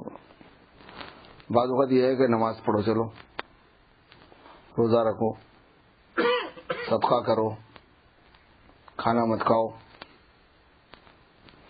اچھا ایسا کرتا ہے، ابھی تک سونے نہیں دیتا ہوں، ابھی یہ سارے کام کر کے سو. ایک دو تین وقت جھٹکے خود ہی کو خود دے لیا آدمی، تو آدمی کی طبیعت اندر سے کہتی کہ یار اپنا کام کر لے، بس جان چھوڑ میری. آدمی کو اپنے نفس کو غیر سمجھ کے برتاؤ کرنا پڑتا ہے. وہ ایک غیر شخص ہے جو اپنے سے نوکری کرتا ہے، اپنے پاس نوکری لینا ہے، اس سے نوکری کا کام لینا ہے. تو ہم اس کے باس ہیں، وہ ہمارا نوکر ہے، اسے کام لینا پڑے گا تو انہیں کرے گا، نہیں تو وہ کام چور ہے.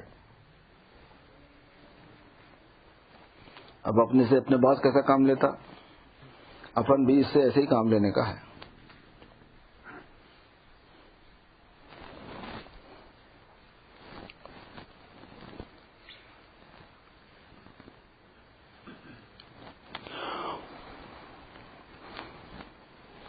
اور یہ جو ابھی حضرت نے بیان فرمایا آواز میں، وہ یہ ہے کہ سوچ سوچ کے ہمت پیدا کرنا، سستی اور کاہلی کو دور کرنے کے لیے. یہ کام تو مجھے کرنا ہے، نہیں یہ کام تو مجھے کرنا ہے، اور یہ کام میں کر سکتا ہوں. اس کام کے لیے دعا بھی کرنا ہے، اس کے لیے ہمت بھی کرنا ہے، مجاہدہ کرنا ہے. بغیر مجاہدے کے کیسے کام ہوگا؟ بغیر مجاہدے کے کوئی کام نہیں ہوتا.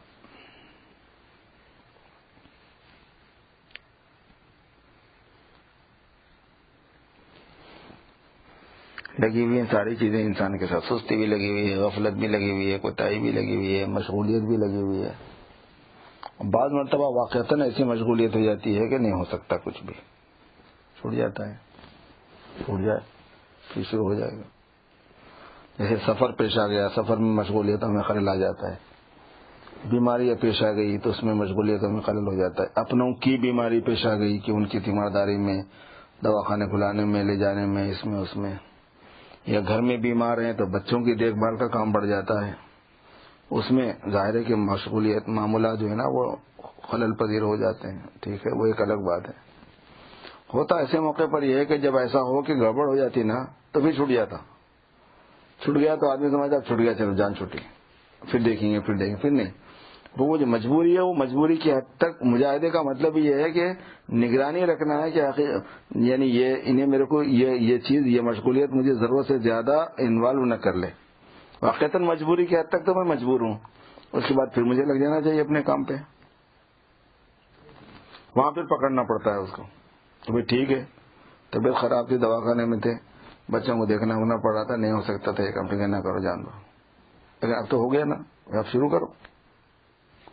خود اپنی طبیعت اچھی نہیں تھی، اب طبیعت ٹھیک ہو گئی نا، بس ٹھیک ہو گئی، چلو شروع کرو. سفر تھا، سفر میں نہیں ہو رہا تھا، ارے ایک مرتبہ چھوٹ گیا تو چھوٹ گیا، وہ مجبوری کی وجہ سے چھوٹا. مجبوری کی وجہ سے جب چھوٹتا ہے نا تو مجبوری ختم ہونے کے بعد میں جب آدمی پھر شروع کرتا ہے تو وہ تسلسل آٹومیٹک ہو جاتا ہے. مجبوری کا جو گیپ ہوتا ہے وہ کنسیڈر نہیں ہوتا، یہ قاعدہ ہے. ہمارے ذہن میں وہ نہیں رہتا. اب مجبور چھوٹ گیا تو چھوٹ گیا سمجھ رہے ہیں، چھوٹنا ویسا چھوٹنا نہیں ہوتا. وہ مجبوری کی وجہ سے آپ جاب نہیں کر رہے ہیں تو جتنے ٹائم مجبوری کی وجہ سے آپ جاب نہیں کرتے اس میں آپ جاب نہیں کر رہے ہیں بلکہ شمار نہیں ہوتا، کر رہے ہیں بلکہ شمار ہوتا. مثلا جاب کر رہے ہیں، اس میں لنچ آور آ گیا تو بیچ میں لنچ آور جو 1 گھنٹے کا ہے وہ 1 گھنٹے کے پیسے نہیں ملتے. کیا جاب میں پیسے نہیں ملتے؟ اس کے ملتے. کیا حساب کیا ہے تمہارے پاس؟ نہیں ملتے؟ بیوقوف ہے. لنچ آور کے پیسے نہیں دیتے کیا؟ جو سیلری آپ کی ہوتی ہے 6 گھنٹے، نوکری نہیں کرتا ہے، اس کی اپنی کمپنی. اچھا لنچ آور کو کیا کرتے ہیں؟ نہیں لنچ سے پہلے 4 گھنٹے، اس کے بعد 4 گھنٹے. ایسا یہاں پہ ویسا حساب ہے ہمارا تو. اچھا بہت سی جگہوں پر ایسا حساب نہیں ہے. جیسے عام طور پر جو اب جیسے اب ہمارے پاس ہے 5 بجے سے 5 بجے تو اس کی ملتی ہے، اور جو 2 ویک ہوتی ہے اس کی تو تنخواہ ہوتی ہے وہ ملتی ہے. نہیں عام طور پر جو ملازمتوں وغیرہ کا جو رواج ہے ملازمتوں میں وہ یہ ہے کہ آپ کی نماز کا ٹائم، آپ کے کھانے کا ٹائم، آپ کے باتھ روم کا ٹائم سمجھ آ رہا نا. اس ٹائم میں آپ کے کھانے میں، باتھ روم میں، نماز میں جو وقت آپ کا لگتا ہے تو وہ جاب میں ہی شمار ہوتا ہے. ٹیچنگ میں ایسے ہی ہوتا ہے، ٹیچروں کے ساتھ ایسے ہی ہوتا ہے. اسی طریقے پر جو ہے جتنے ہمارے پاس یہ تو سبھی ملازمتوں کی قسموں میں یہی نظام ہے. 5 بجے سے 5 بجے تک مثلا فرض کرو جاب ہے، سرکاری ملازمتیں جو ہوتی ہیں نا جاب ہے، تو حساب 5 بجے سے 5 بجے تک رہتا ہے. درمیان میں آپ کے کھانے کے حساب کو لوگ الگ نہیں کرتے. پھر اسی طریقے پر جو ہے اب یہ جو ہے نا یہ جو ملازمتیں ہیں یہ 5 to 5 والی نہیں ہوتی. وہ ایک انہوں نے بنایا ہوا ہے کہ آپ کو 8 گھنٹے کام دینا ہے، 5 گھنٹے آپ کو کام دینا ہے. سسٹم بدل دیا انہوں نے. ورنہ عام طور پر یہ ہوتا ہے کہ جس میں یہ جو اوقات ہوا کرتے ہیں یہ شامل انکلوڈ ہوتے ہیں جاب کے اندر، اس کی تنخواہ دیتے ہیں وہ لوگ. 5 بجے سے 5 بجے کے بیچ میں آپ کو طہارت کو جانا پڑ گیا، اس میں 15 منٹ لگ گئے. تو اب یہ ہے کہ 15 منٹ کاٹتے تھوڑے نہیں کاٹتے. کوئی بات ہو گئی ایسی پیش آ گئی، اس میں 10-15 منٹ لگ گئے. تو مجبوری کا جو حصہ اصلاً جو ہے نا اس کا اعتبار یوں ہے، چونکہ آپ نے یہاں اس پیسوں کی وجہ سے یہاں یہ نوکریوں کو یہ کر دیا گیا ہے کہ پیسز میں بانٹ دیا گیا ہے خود جاب کو ہی، نوکری کو ہی، گھنٹے کے حساب سے، آور کے حساب سے. اس گھنٹے میں اتنے پیسے آپ کو ملنے والے ہیں، آپ کام کریں گے تو ہے، ورنہ نہیں ہے. مگر جو نوکریاں ہوا کرتی ہیں موقت جس کو کہتے ہیں، اجیر مشترک اور اجیر خاص، یہ 2 خاص اصطلاحات ہیں تصوفقہ کی قاعدے کی. تو یہ اجیر مشترک کے اندر عام طور پر یہ ہوتا ہے. اجیر خاص کے اندر کام مطلوب ہوتا ہے، اجیر مشترک میں ٹائم مطلوب ہوتا ہے. تو اس میں یہ ہوتا ہے کہ آپ کی مجبوری کو الگ شمار نہیں کیا جاتا، اسی میں شامل کر لیا جاتا ہے. اللہ تبارک و تعالیٰ کے پاس میں بھی ہم لوگ جو بندے ہیں تو اجیر مشترک کے طور پر ہیں. مطلب یہ ہے کہ دنیا میں بھیجے گئے ہیں اجرت کے کام کرنے کے واسطے. تو تم فرائض اور واجبات کو ادا کرنے کے بعد اپنے کاموں میں جو کم وقت تم لگا لو گے تو تمہارے اپنے مشغولیت کا جو وقت ہوگا وہ ہم عبادت میں ہی شمار کریں گے. جیسے ایک آدمی نماز پڑھ رہا پابندی سے، عشاء کی نماز پڑھا، فجر کی نماز پڑھا، وہ بھی جماعت سے پڑھا، یہ بھی جماعت سے پڑھا، بیچ میں سویا تو سونا اس کی مجبوری ہے. لہذا عشاء کی نماز جماعت سے پڑھنے والا، فجر کی نماز جماعت سے پڑھنے والا پوری رات عبادت کرنے والے میں شامل ہے اسلام میں. مذہب حدیثوں میں اس کی فضیلت ہے. نمازوں کی پابندی، روزے کی پابندی، زکوٰۃ کی پابندی، حج ہو گیا. اس کے بعد میں کمانے میں احکام کی پابندی، خرچ کرنے میں احکام کی پابندی اگر ہو گئی تو اس کے بیچ میں جو حاجتیں ضرورتیں انسان کی لگی ہوئی ہیں نا، یہ سب بندگی میں شامل ہو کے پیدا ہونے سے لے کے موت تک عبادت میں اور بندگی میں شامل ہوتا ہے. اس میں رات بھی شامل ہے، اس میں دن بھی شامل ہے، اس میں پوری عمر شامل ہو جاتی ہے. پیدا ہونے کے بعد سے لے کے بلوغ تک پریپریشن میں شامل ہو جاتا ہے. ایک آدمی نوکری پہ چڑھنے کے بعد سے تیار ہوتا نا، بھائی ابھی نہیں تیار ہوں گا تو نوکری کرے گا، نہیں تو کہاں سے کرے گا. اس میں کھانے کا وقت ہے، اس میں سونے کا وقت ہے، اس میں اپنی ضروریات ہے، اس میں شادی بیاہ ہے. تو اسلامی نظام اس معاملے میں یہ ہے. تو معمولات میں بھی ایسے ہی ہے. اصل میں معاملات میں یہ بات ہے کہ آپ جو ہے اپنی کسی مشغولیت اور خلل کی وجہ سے معمولات کو اختیار نہیں کر سکے ہیں، تو جیسے ہی وہ مجبوری ختم ہو جائے اس کو شروع کر دیں ہم، تو وہ جڑ جاتا ہے، جا کے مل جاتا ہے. وہ ایک عمل دوسرے عمل سے جا کے جڑ جاتا ہے، ناقب شمار نہیں ہوتا. حتیٰ کہ احادیث مبارکہ میں یہ آتا ہے کہ مجبوری کی وجہ سے کوئی آدمی کوئی کام نہیں کر سکا اور پابندی سے کرنے کا معمول ہے اس کا، تو اس نہیں کرنے کے وقت میں کرنے کا ثواب دیا جاتا ہے. جیسے ایک آدمی تندرست ہے، اس کے کچھ معمولات ہیں، بیماری کی وجہ سے وہ نہیں کر سکا.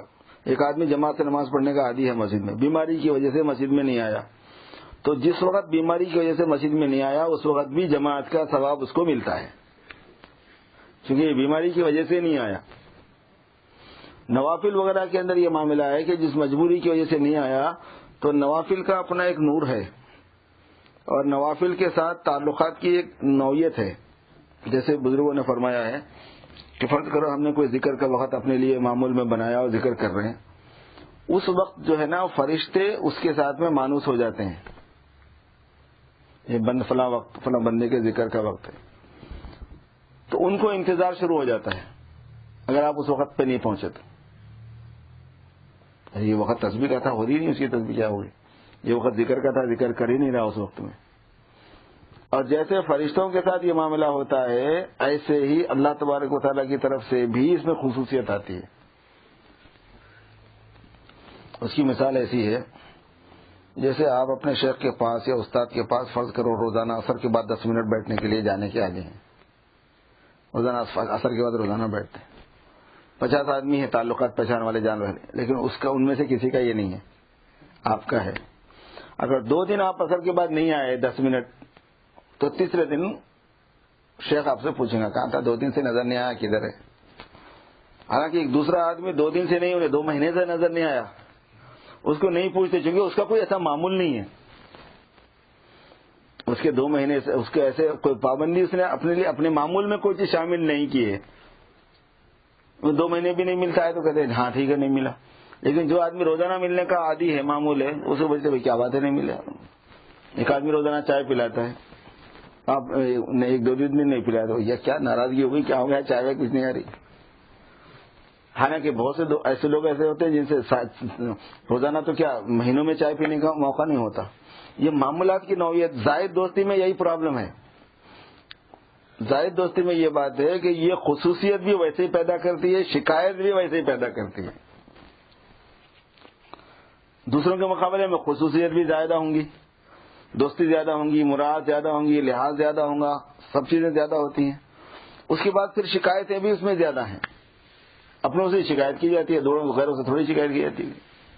تو یہ ہے وہ جتنے اپنے اذکار ہیں, معمولات ہیں, وظائف ہیں, نوازے ہیں, نوافل وغیرہ ہیں, کہتے ہیں کہ ایک مرتبہ شروع ہو جانے کے بعد میں ان کو بہت پابندی سے نبھانا چاہیے. ایک خاص مدت تک کم از کم جا کے, ایک عرصے تک. اس کے بعد یہ معمولات اپنی تھوڑی سی نوعیت بدل دیتے ہیں, پھر وہ بات نہیں رہتی. اس میں رکھے تو اس میں اور اچھا ہے, لیکن اگر نہ بھی رکھے تو چلتا ہے, لیکن ایک مدت تک اس کو بہت اہتمام سے نبھانا پڑتا ہے.